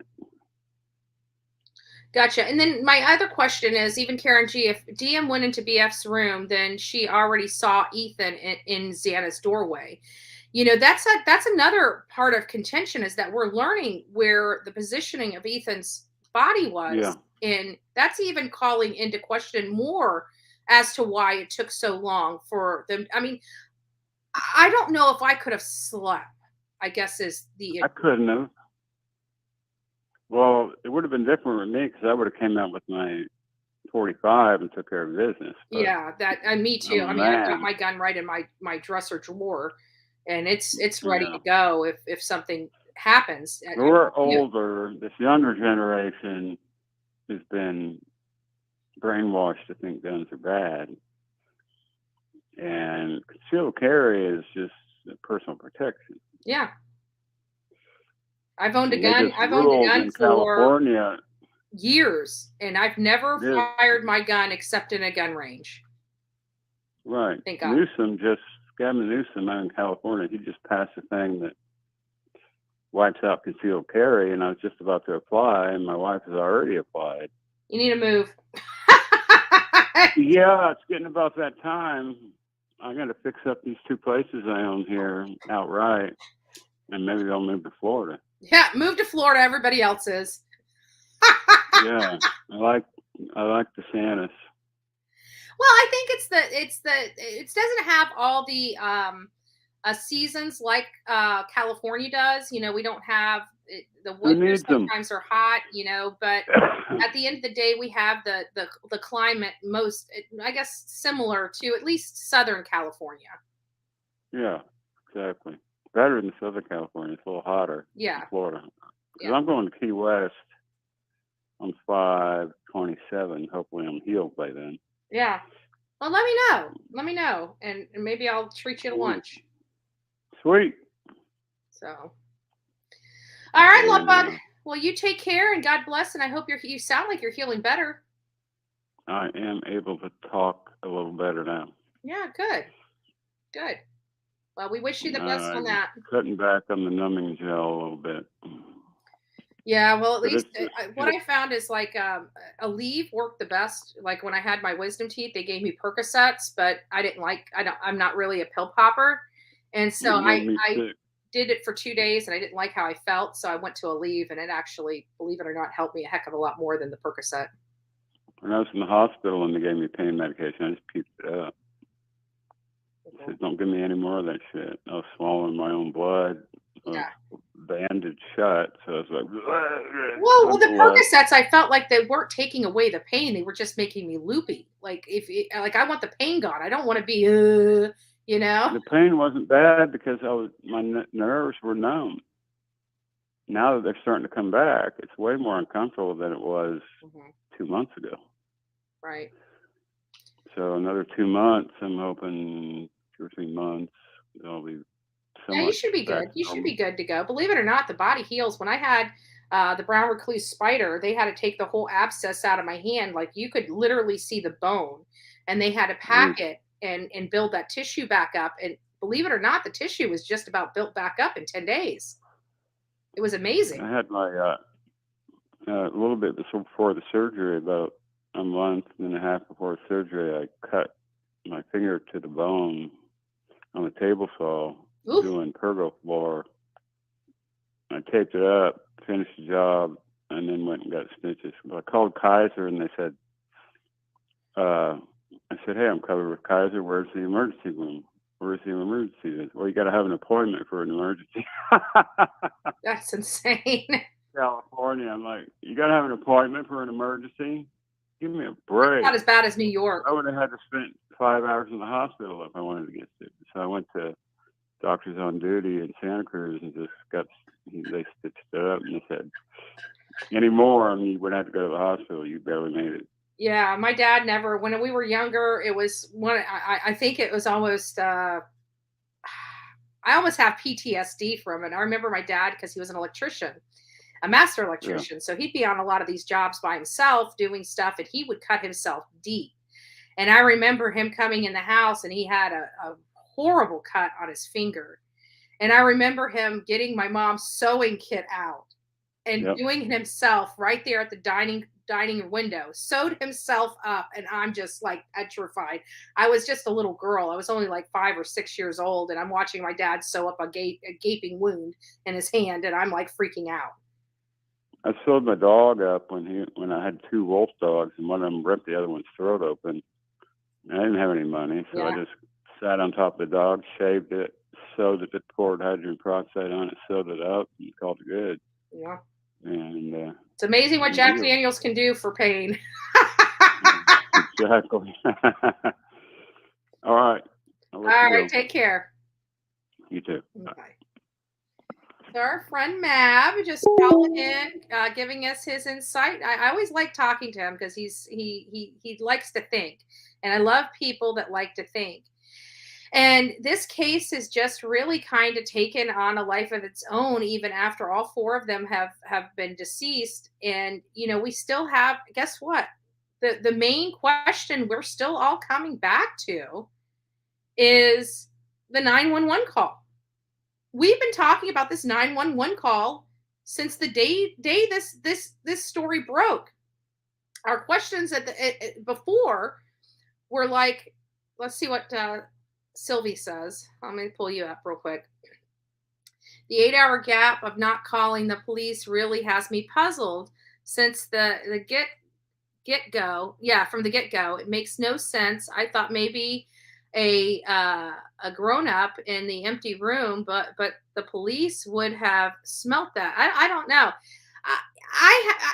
The first problem I had with the call at first, because I wasn't paying attention to the fact that it came in at almost noon, and that this and we didn't know that Dylan was even on the second floor with the other people. That wasn't realized until like November or December, when we were finally getting the body cam footage from prior incidents or things that happened at the house, such as the noise complaints, and that September 1st body cam footage that was released when we realized that bottom floor was empty.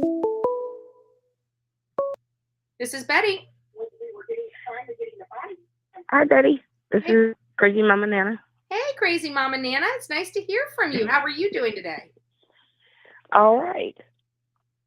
So what do you have to say either about Brian Kohberger? We did discuss, the potential of him being a killer in Pennsylvania of other unsolved crimes. Then we have the Dylan Mortensen 8-hour phone call, and we have Bethany Funke, which is just kind of nobody's even talking about her. As far as she goes, I just think that's shady. I mean, she's got to know something.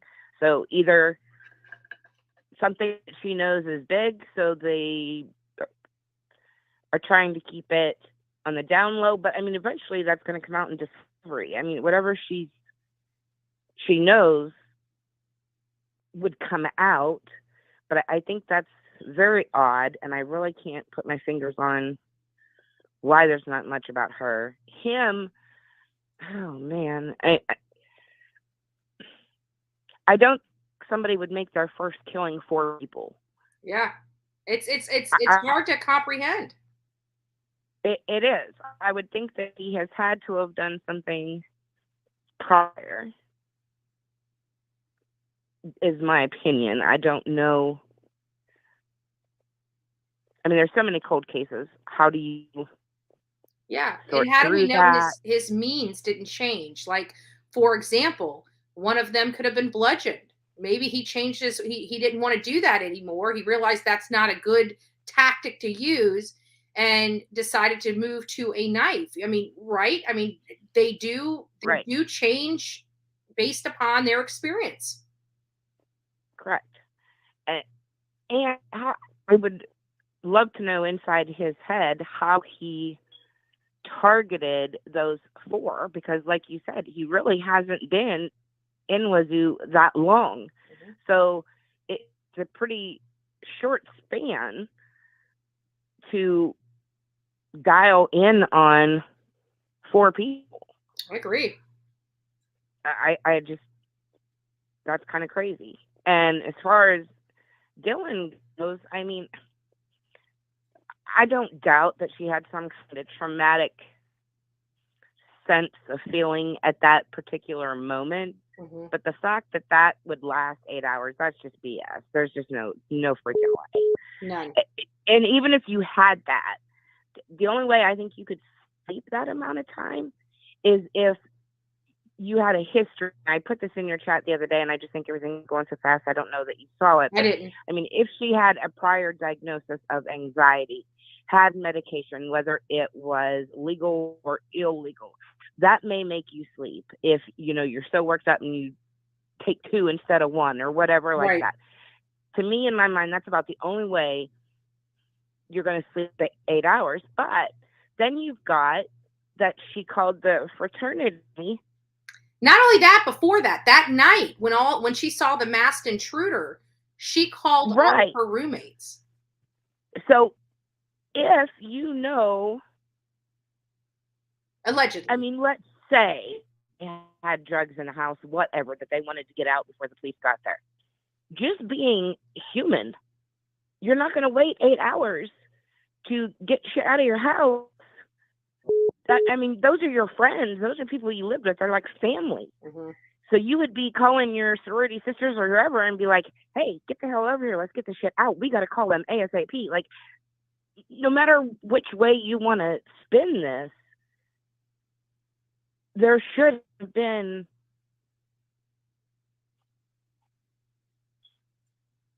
a need of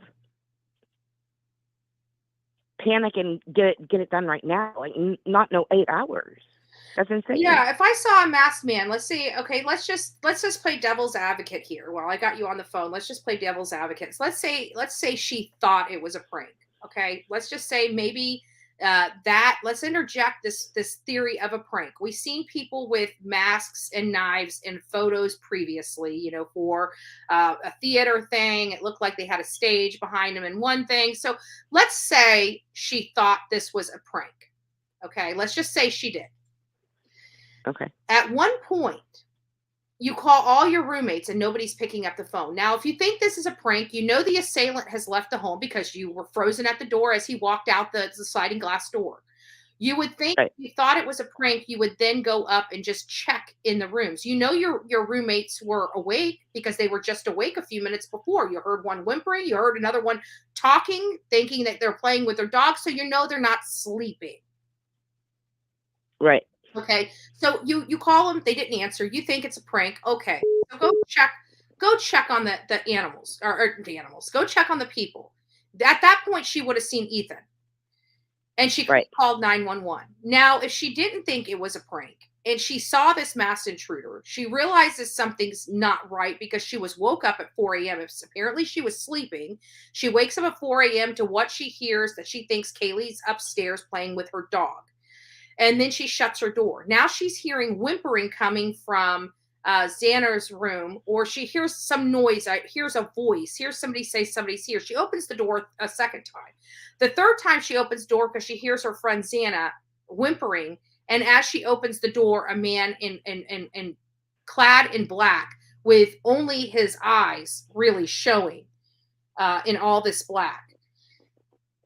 You heard somebody crying. You see a strange man in your house. You're petrified. You close the door, you lock it, and now you call all your roommates, and none of them are answering the phone when you know that they were up. Again, it would make me want to, one, call the cops, or two, at least go out into the house and just make sure everything is okay and nobody just came in here and robbed it. Even if she didn't think that they were murdered, she knew something. She knew in her gut something was not right. Right. Well, and I mean, and you even compare that to the Cali 6. I mean, there was live shooting going on, and that woman was locked in her room calling 911. Petrified that woman was. Watching her friend get shot before her eyes, and was on the phone until and then said they're coming in. She still didn't hang up. Like, so when you compare the two, I mean, I just don't buy the whole shock thing. I don't know. To me, it doesn't make sense. It doesn't. I mean, I'm not saying she's involved, but it. No, I definitely don't think she's involved with the actual crime. I don't. I think there's no, I don't either. Going on, and I want to know what that something else is, because that could play a factor in this. And what does Bethany know? And this is my thing, is that everybody is focusing. Like, I'm one of those people that, even me, people always constantly point the finger at me, so it's not pointed at them. And I think of it like this: everybody's pointing the finger at Dylan, but nobody's even talking about Bethany. Nobody's talking about the lack thereof of Bethany's statement in the affidavit. Nobody's talking about what Bethany may have witnessed, what Bethany may know, what Bethany, even if Dylan did go in her room, at what time did she go in there? None of these things are out about Bethany. What if Bethany holds the key to a lot more than Dylan? And that's why she's being so right. But we don't know. Yep. And that may be a wrong thing. Maybe the reason why she's not being talked about or brought forward is because she has no information. And that's why she was completely removed from the affidavit, other than the timeline for Xana and Ethan. But I still say, wait a minute. That doesn't make sense to what we were told. We were told that she was home by 1 a.m. How can she confirm that Ethan and Xana were at the Sigma Chi fraternity at 1:45? To me, it would seem like she could only confirm up to the time that she left that fraternity. Are they implying now that she never left the fraternity until much later?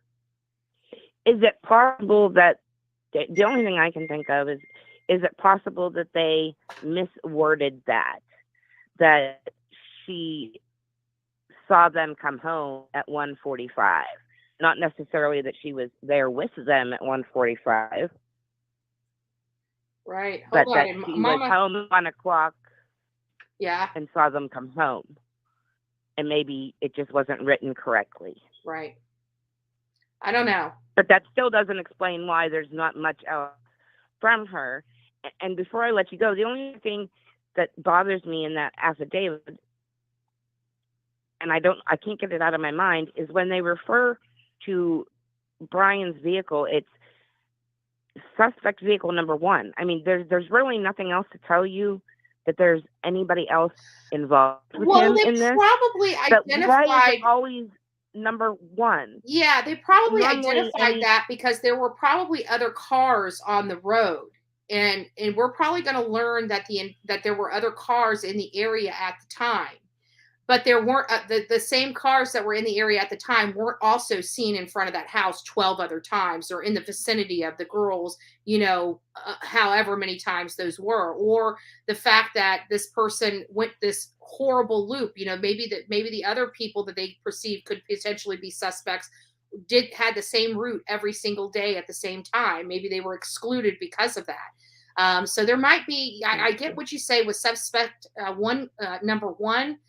But we don't know if there was a car change at some point that we're not aware of either. So I did find right. that That's what I'm wondering, because that just bothers me that, by the time you put out a affidavit, normally, I don't know, it just bothers me. I can't get that out of my head as to why that is. Jenny But Lou says it is very intriguing. Ethan's brother called the girls because they were supposed to be at a study group meeting that day.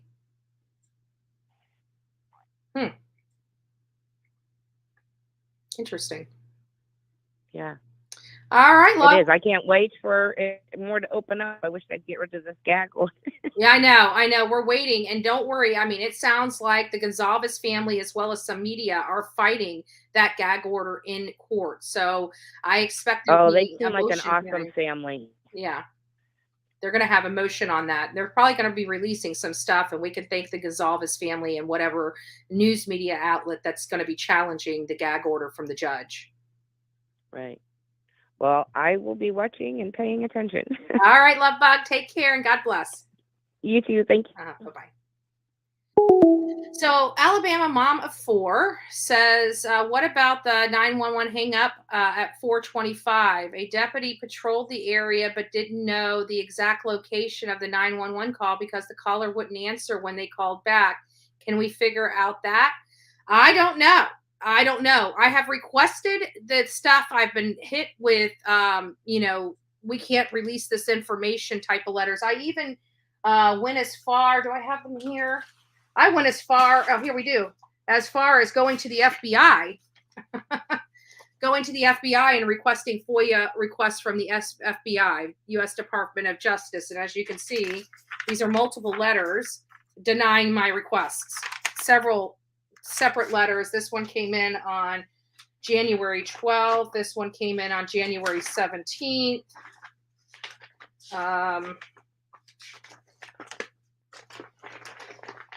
I got another one in another application. This one came in on January 19th.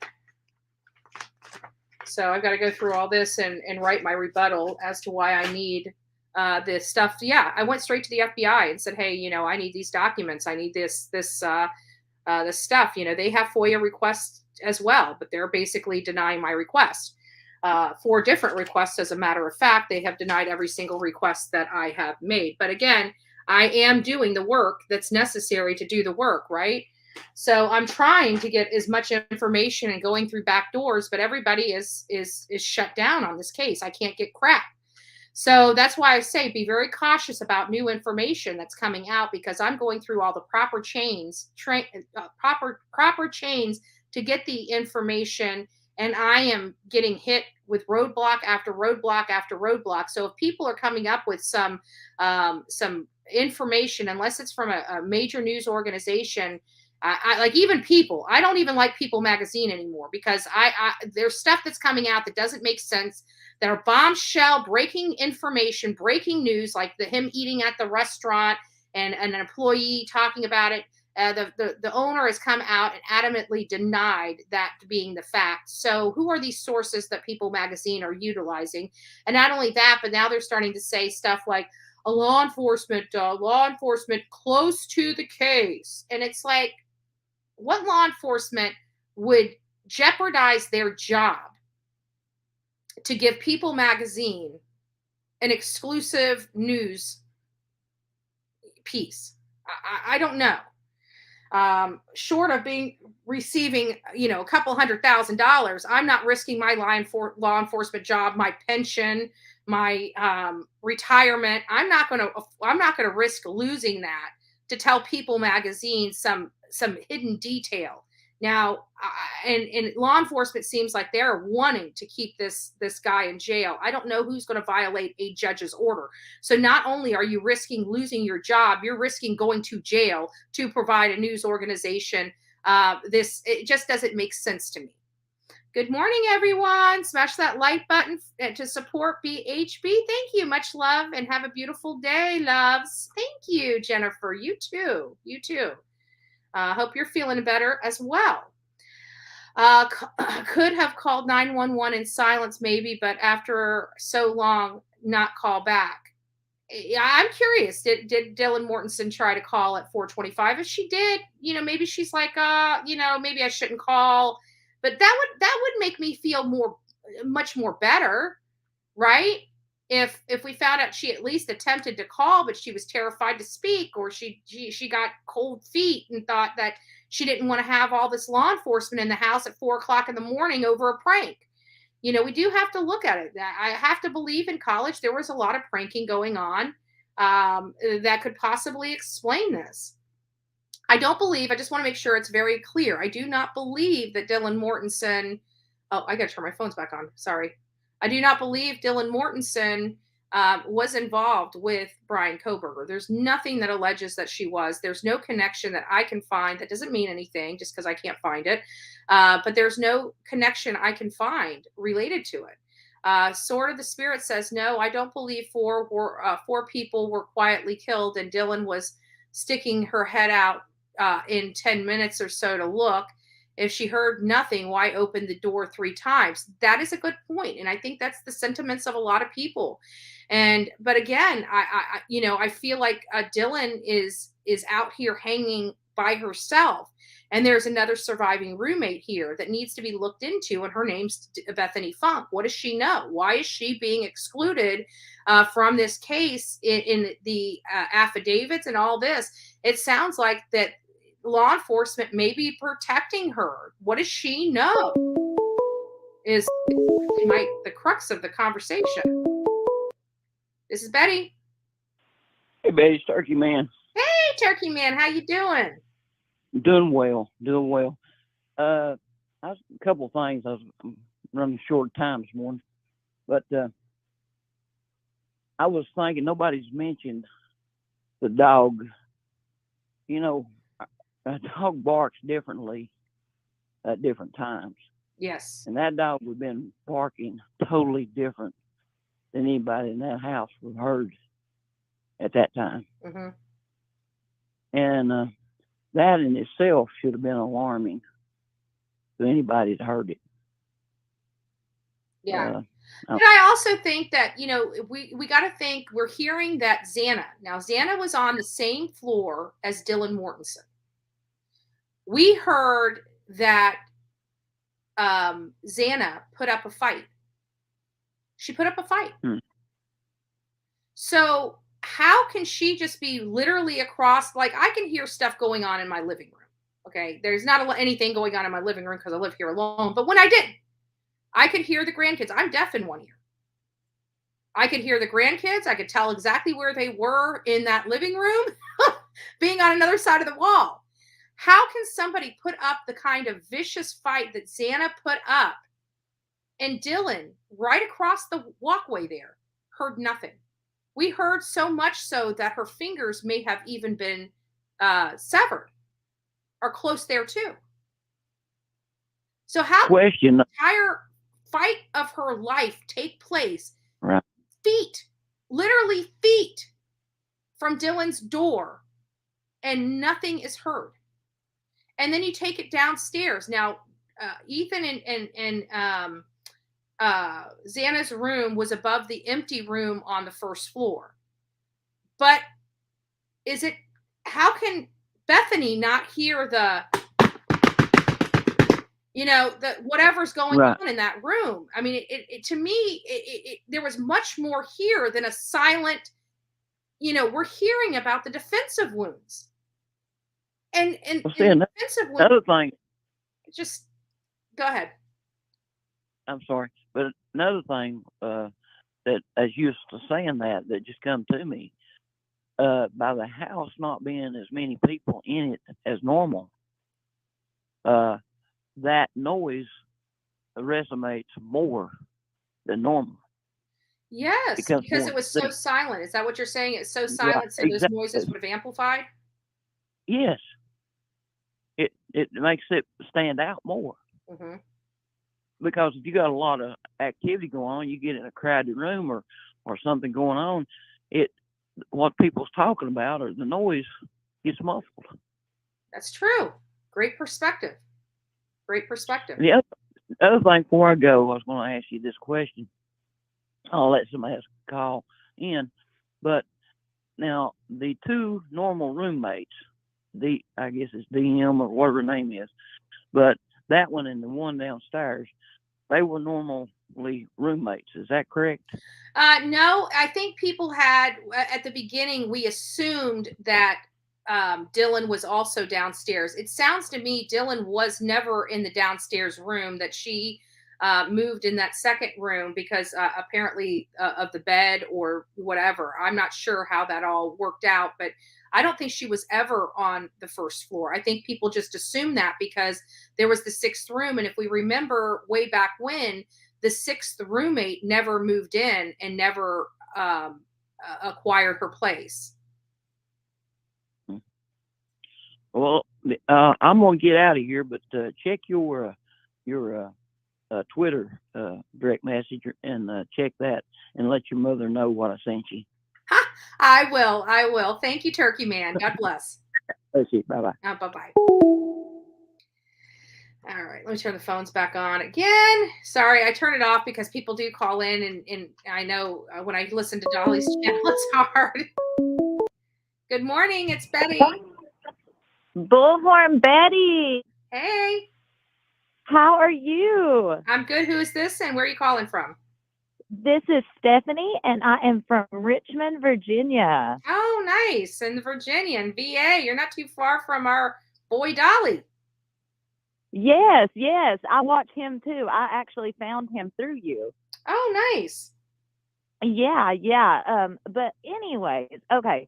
So I know that Dylan is getting all the heat, but the reason she's getting all the heat is, didn't she lawyer up immediately? Honestly, I don't know. And the thing is, there's nothing wrong with lawyering up. There's nothing wrong with it. But when she did that, if she did that, it just made it look way worse, especially with the 8-hour or so window. I mean, where would she get an attorney? It doesn't sound like her or her family have a whole lot of money. I mean, I could be wrong about that, but she was there without a car. I know. That's what I was thinking. And I hate to say this, but out of all the girls, she looked like she had the least, I don't know, a nice way to put it. She looked like she had the least amount of maybe like friends, like real friends, and stuff like that. And I don't think it was a bullying situation on purpose, but she may have felt a little uncomfortable. And I don't know if that has to do with the price of tea in China, but there is a very big web. It's not just, Brian Kohberger went and murdered these people. There is so much more to it. And when it all comes out, I think a little bit of everybody's going to have a right saying. You know what I mean? Yeah. Do you remember that video that Crime Stories Obsessed put out, and it was about the Google Trends 2 days before? And the people that were searched out the most on those Google Trends was actually the surviving roommates. And I keep going back to that in my brain. I don't say that much on here, but now that you're talking about the friends and stuff like that, I wonder if he was intentionally leaving them alive because he did his research on them, realized they're not bad girls, they're not like these other girls. Could it be possible he did his research and was intending to leave both of those, both Bethany Funke and Dylan Mortensen, alive? Possible. But what's also possible is, what if, because we know that the girls had, all the college girls had some drug things going on in the house and some parties. Right. He could have been at a party before, or he could have met Dylan before, or some of her family members before. Who knows? But for some reason, she's seen bushy eyebrows, but she's seen nothing else. She smelled no blood. She's seen nothing else. There's I can tell you with my experience with victims that when you're getting stuff, if they had too much information, I believe her story about what she saw because it was so limited. And you would expect that in a, just seconds of seeing somebody walk by, her describing it, that would be normal. True. Yeah, true. But what about the smell?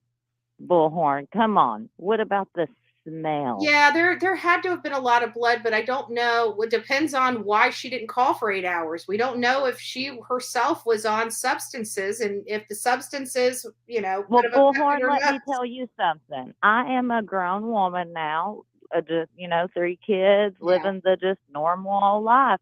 But when I was young, I tripped out I did the dirt. Yeah. I've done all those things.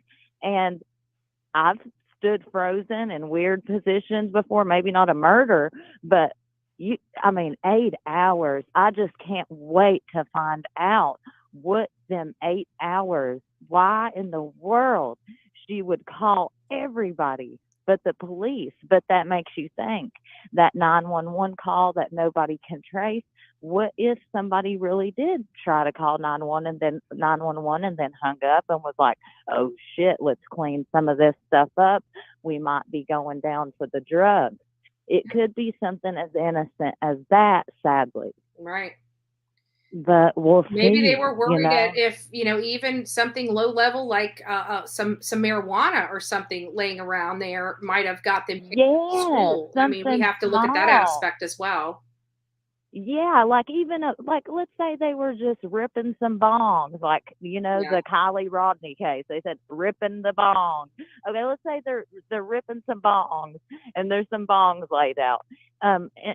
Kids would be nervous about the cops seeing that, but you got to think about the gravity of the situation. Yeah, and that's it. People like, came over and seen this. That's what I can't process. Yeah. Like, no matter how you put it. Them 8 hours, there was stuff seen. Minute one, when them kids came over, minute one, 911 should have been called. Mm-hmm. I don't know. It's just a lot. And I cannot wait to find out exactly everybody involved and who did this to these innocent babies. Yeah. Yeah, I have to agree. But, even then, I try to put myself in there, and I know how bad I was out on the streets, at least for 6 months. And I call it the streets. I wasn't physically in the streets. I owned my own home when I was going through all my stuff. I didn't go without, but I can tell you spending $100,000 in 6 months was not a treat. And, even that, if I saw something like this happen, I wouldn't care what was in the house. I'd be calling 911 and dealing with the consequences. Exactly, Bullhorn. That's what I'm saying. Even in my worst moments, in those age gap, those age frames, even in the worst of worst, you call 911. Yeah. No matter, I just can't process it. These are educated kids. Yeah. These ain't no little trap house. No, these are. Sorry. Yeah. You know what I mean? These are educated kids, and it's just wild to me. And so nobody knows for sure if Funke or Mortensen or if they've lawyered up. Yeah, no, I don't know. I haven't heard that. That's the first time. Maybe I did hear it early on. I'm not sure. I felt like I did, that Dylan did, but I don't know. That's just speculation because I just heard it on YouTube. But Lord, Yeah, but I can tell you, attorneys are expensive, and something like this, I mean, you'd have to have $500 to $1,000 just to have them give you just 2 or 3 hours of your time, and maybe she. And it don't look like she had that type of. I'm not trying to be mean. It just don't look like she had it like the other girls. That's kind of my. Even in the pictures too, like you can just tell the difference in their relationships and the way they carry themselves. If I would have seen all them kids, I would have thought all of them were just cute little, college kids. And then I would have seen Dylan, and I hate to say it, you don't judge a book by its cover, but I would have been like, gosh, she probably gets wild as hell. Yeah. Believe it or not, I didn't realize that Xana looked like, when I first saw all her photos, she looked like a sweet, sweet girl. And then as I was learning about Xana, I realized she was the life of the party. I know. And I thought she was the sweet one. So you just never know. You never truly don't. Never know. And I can't wait to find out. And I just want to tell you that I appreciate all the work that you and Olivia do, and especially Dolly too. Y'all go on the ground and you do this work. You don't sit by a computer and watch people die over and over and over again. Well, and not only that, it all started out with Gabby. We realized that with us being there, we were privy to a lot of information nobody else was privy to. We could hear, we had cops around around us all the time. We could hear the things that were going on the radios. We could hear everything. We knew when law enforcement was deceiving the public, when they were trying to, explain why they could not find Brian, that the water was up here. Jonathan and I had been trucking back there for freaking weeks. There was no water up to our chest. Brian Laundrie didn't swim out to where he was. He walked out there. And we knew exactly. And so it really upset me when I kept hearing them try to explain why they couldn't find Brian Laundrie out there, because they were trying to explain it on this heavy amounts of water. And it's like the water came up to our ankles in some spots. That's it. I know. And I'll tell you something else. I know this is a different case, but you guys had worked on it too. The Summer Wells, that is literally 30 minutes from where my mom lives. That's a rural area. Yep. And if you go down there, then people will tell you anything. If they, like Dolly looks like he could live there. I hate to say it, but Dolly looks like he could live anywhere. That man, he could clean up and live and they would talk to him, and people will talk to you down in that area. Yeah. My mom was like, they need to come down. I was like, Mom, they already do. You need to start watching YouTube. Yeah, we were there. That was one of the cases we expended a lot of resources to understand. It really was. It was the one case that we took a whole team down there, not just once, but multiple. Thank you, Brandy, for the gifted membership. Thank you so much. And Joseph Eastman for being the newest rural member. area, and you see how it's laid out, and there's not, you can't.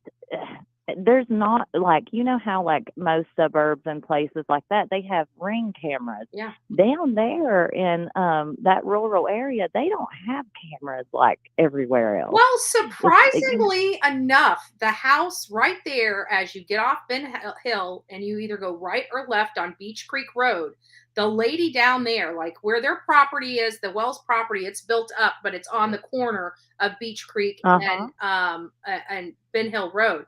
The property that was low level laying, it wasn't on a mountain. It was on flat area on the other side of Ben Hill, but also the intersection. They had the corner of Ben Hill and Beach Creek as well. Believe it or not, they had closed circuit cameras. That's how they knew how many times Candace left. Yes, so at least one person down there had one. Heck yes. Yeah. Oh my gosh. But that, I just wish it could have helped a little bit more, It probably helped more than we know at this moment, because Candace did try to say she left the house like a bat out of hell, going and looking for Summer. And we kept wondering, why would you leave a property to go look for your daughter? It just didn't make sense. And then we found out she didn't leave once. She left twice. And I'm going to say this, and I know it ain't on this case. This might be unpopular, whatever, but them people know exactly what happened to that baby, whether it was an accident or not, and they need to let her be laid to rest. Yeah. Point blank. And I feel bad, there's a piece of me that does kind of feel a little bad for Don Wells because he believes Candace, but I absolutely believe whatever happened to Summer happened in the care of Candace. I believe she either left her in the truck or something happened at the water hole, and it gave me the creeps. Accidentally. Yes. Yeah. Accidentally. And it gave me the creeps because when they did that birthday video, guess where they were shooting it at? The water hole. Oh gosh. And I do. I agree. I think that it was under Candace's care. I think it was accidental, but I think she was so scared because she had gave that little boy vape pens or the alcohol, drugs, everything. She gave that boy. Yes, and I think she was more worried about that than calling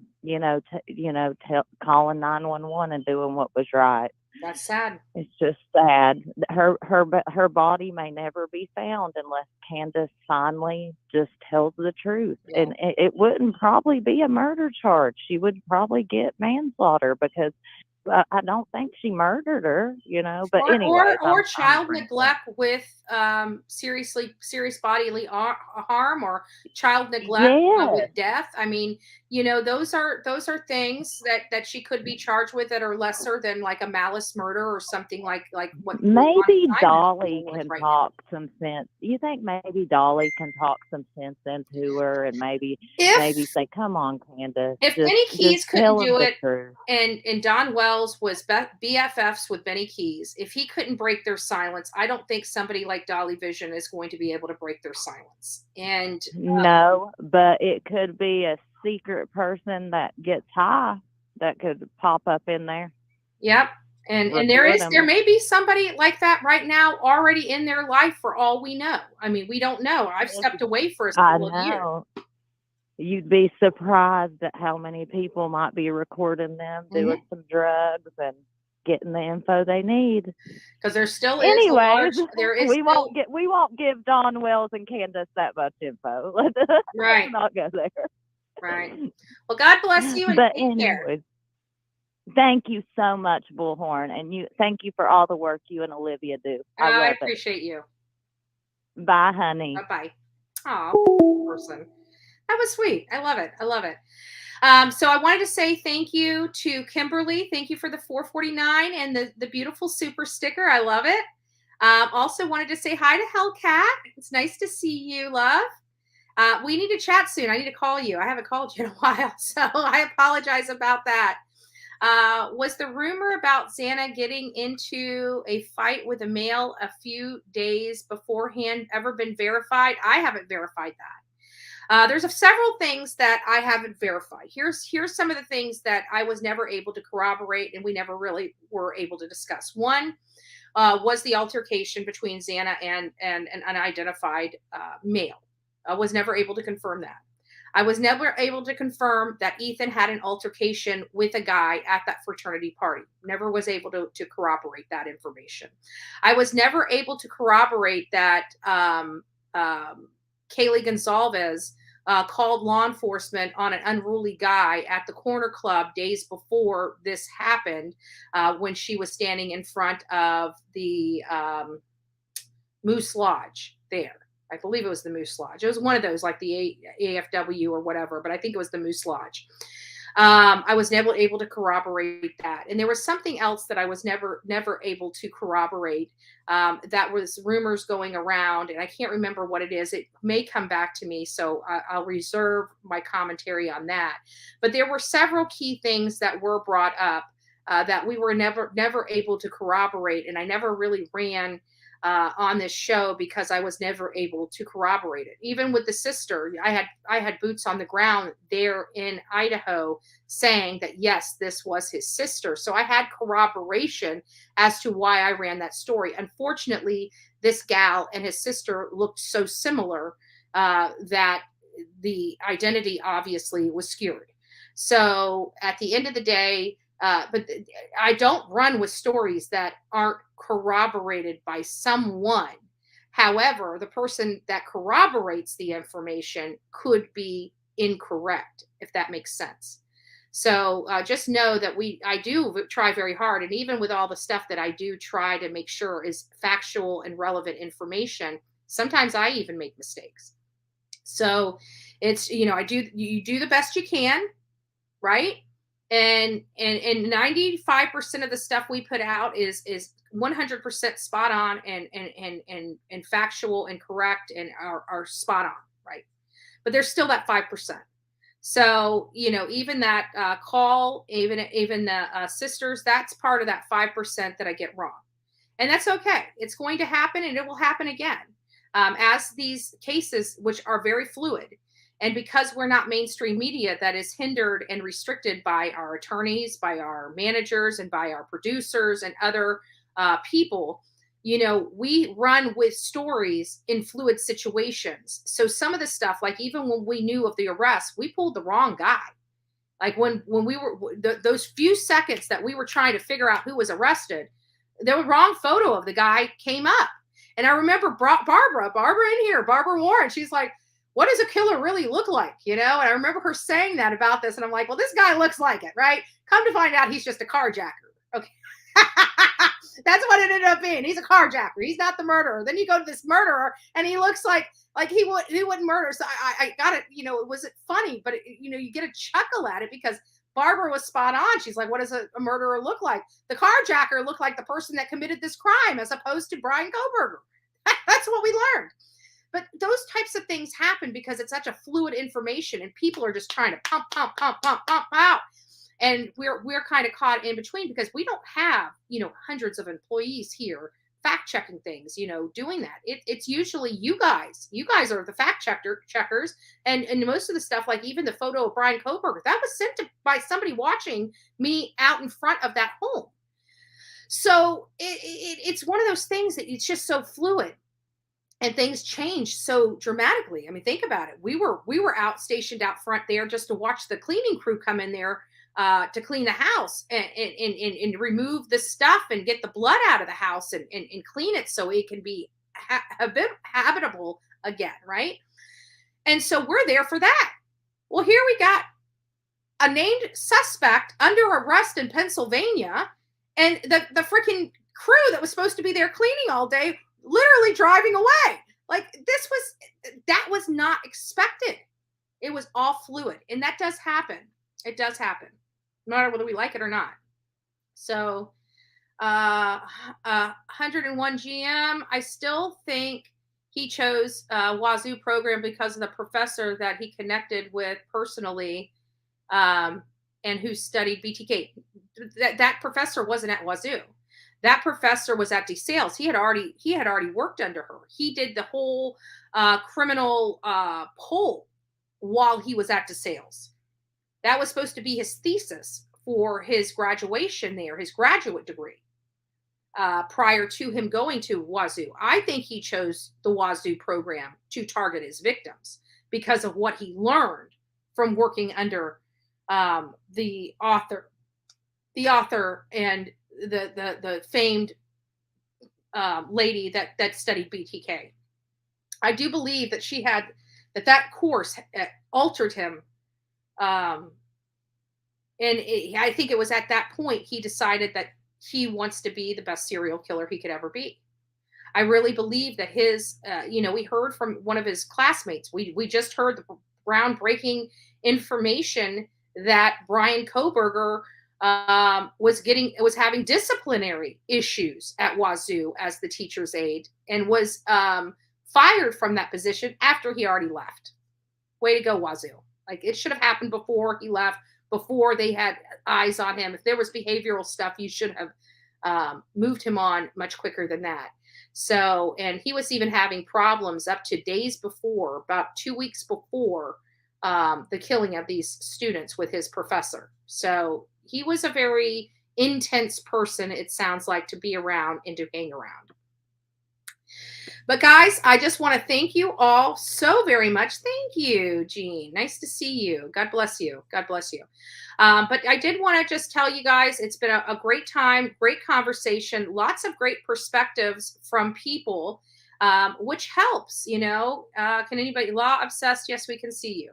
Whenever people say, can you see me? It makes me wonder, are you a troll? That's the first thing that comes to mind. I'm sorry. I'm sure you're not. It's the first thing that always pops in my mind. So I'm sorry. It's nice to have you here. Let's see who else. Do we have anything else? Let me just read this real quick. What about one of those lie detector tests? They got Chris Watts just like that. That's when he did one. Oh, well, I don't know if if they administered a lie detector test on him or not. I don't think by the time he got back to Idaho, they needed to. I mean, that affidavit was pretty inclusive. So anyways, guys, I just want to tell you all, thank you guys for hanging out with me. It's been a great conversation. We still will explore this whole Bethany, Funke, Dyaln Mortensen, Brian Kohberger, the three people that are left, right? That's really all we can discuss at this point. We know as much as we know about the deaths that happened there. This is all the after effects of that. We're going to keep digging in, keep finding relevant information. Thank you guys for cueing me in on some videos today that I hadn't seen, that we were able to watch together and we were able to have an open discussion on. Really appreciate that. So God bless each and every one of you guys. Don't forget to be fearless. If you see something, say something. An ounce of prevention is worth a pound of cure. And as many of you guys know, I try to inspire people to be involved in their community. So if you haven't been involved in your community, it's probably time that you get involved. Start learning your politicians. Start going up there and meeting with them. Start getting them informed on who you are. We've got that we need help with this year to push through related to our children. And you guys are who helps spread the message out there in your communities.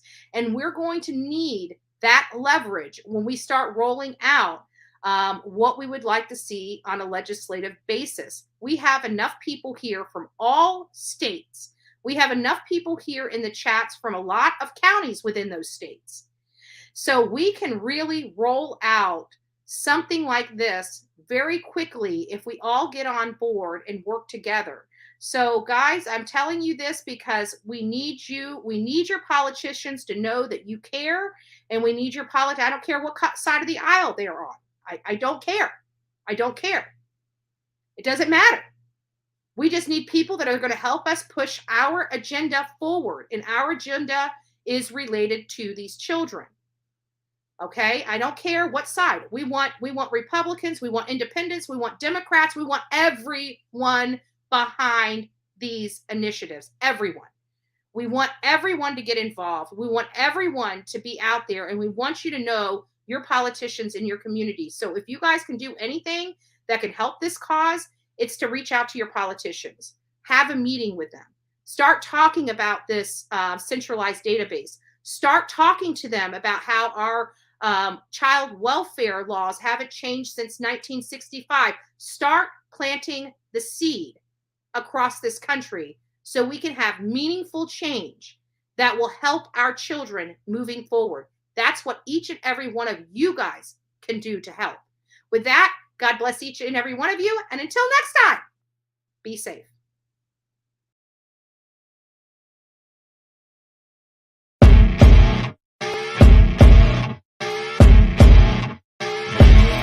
As you wake up in the morning, you want to find the latest, greatest information about criminal cases and have an intuitive conversation about the suspects associated with these cases. Head over to the Bullhorn Betty channel on YouTube.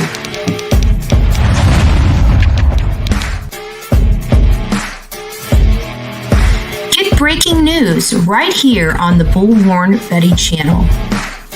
Welcome to the Bullhorn Betty Coffee Club. Enjoy your stay and enjoy your day.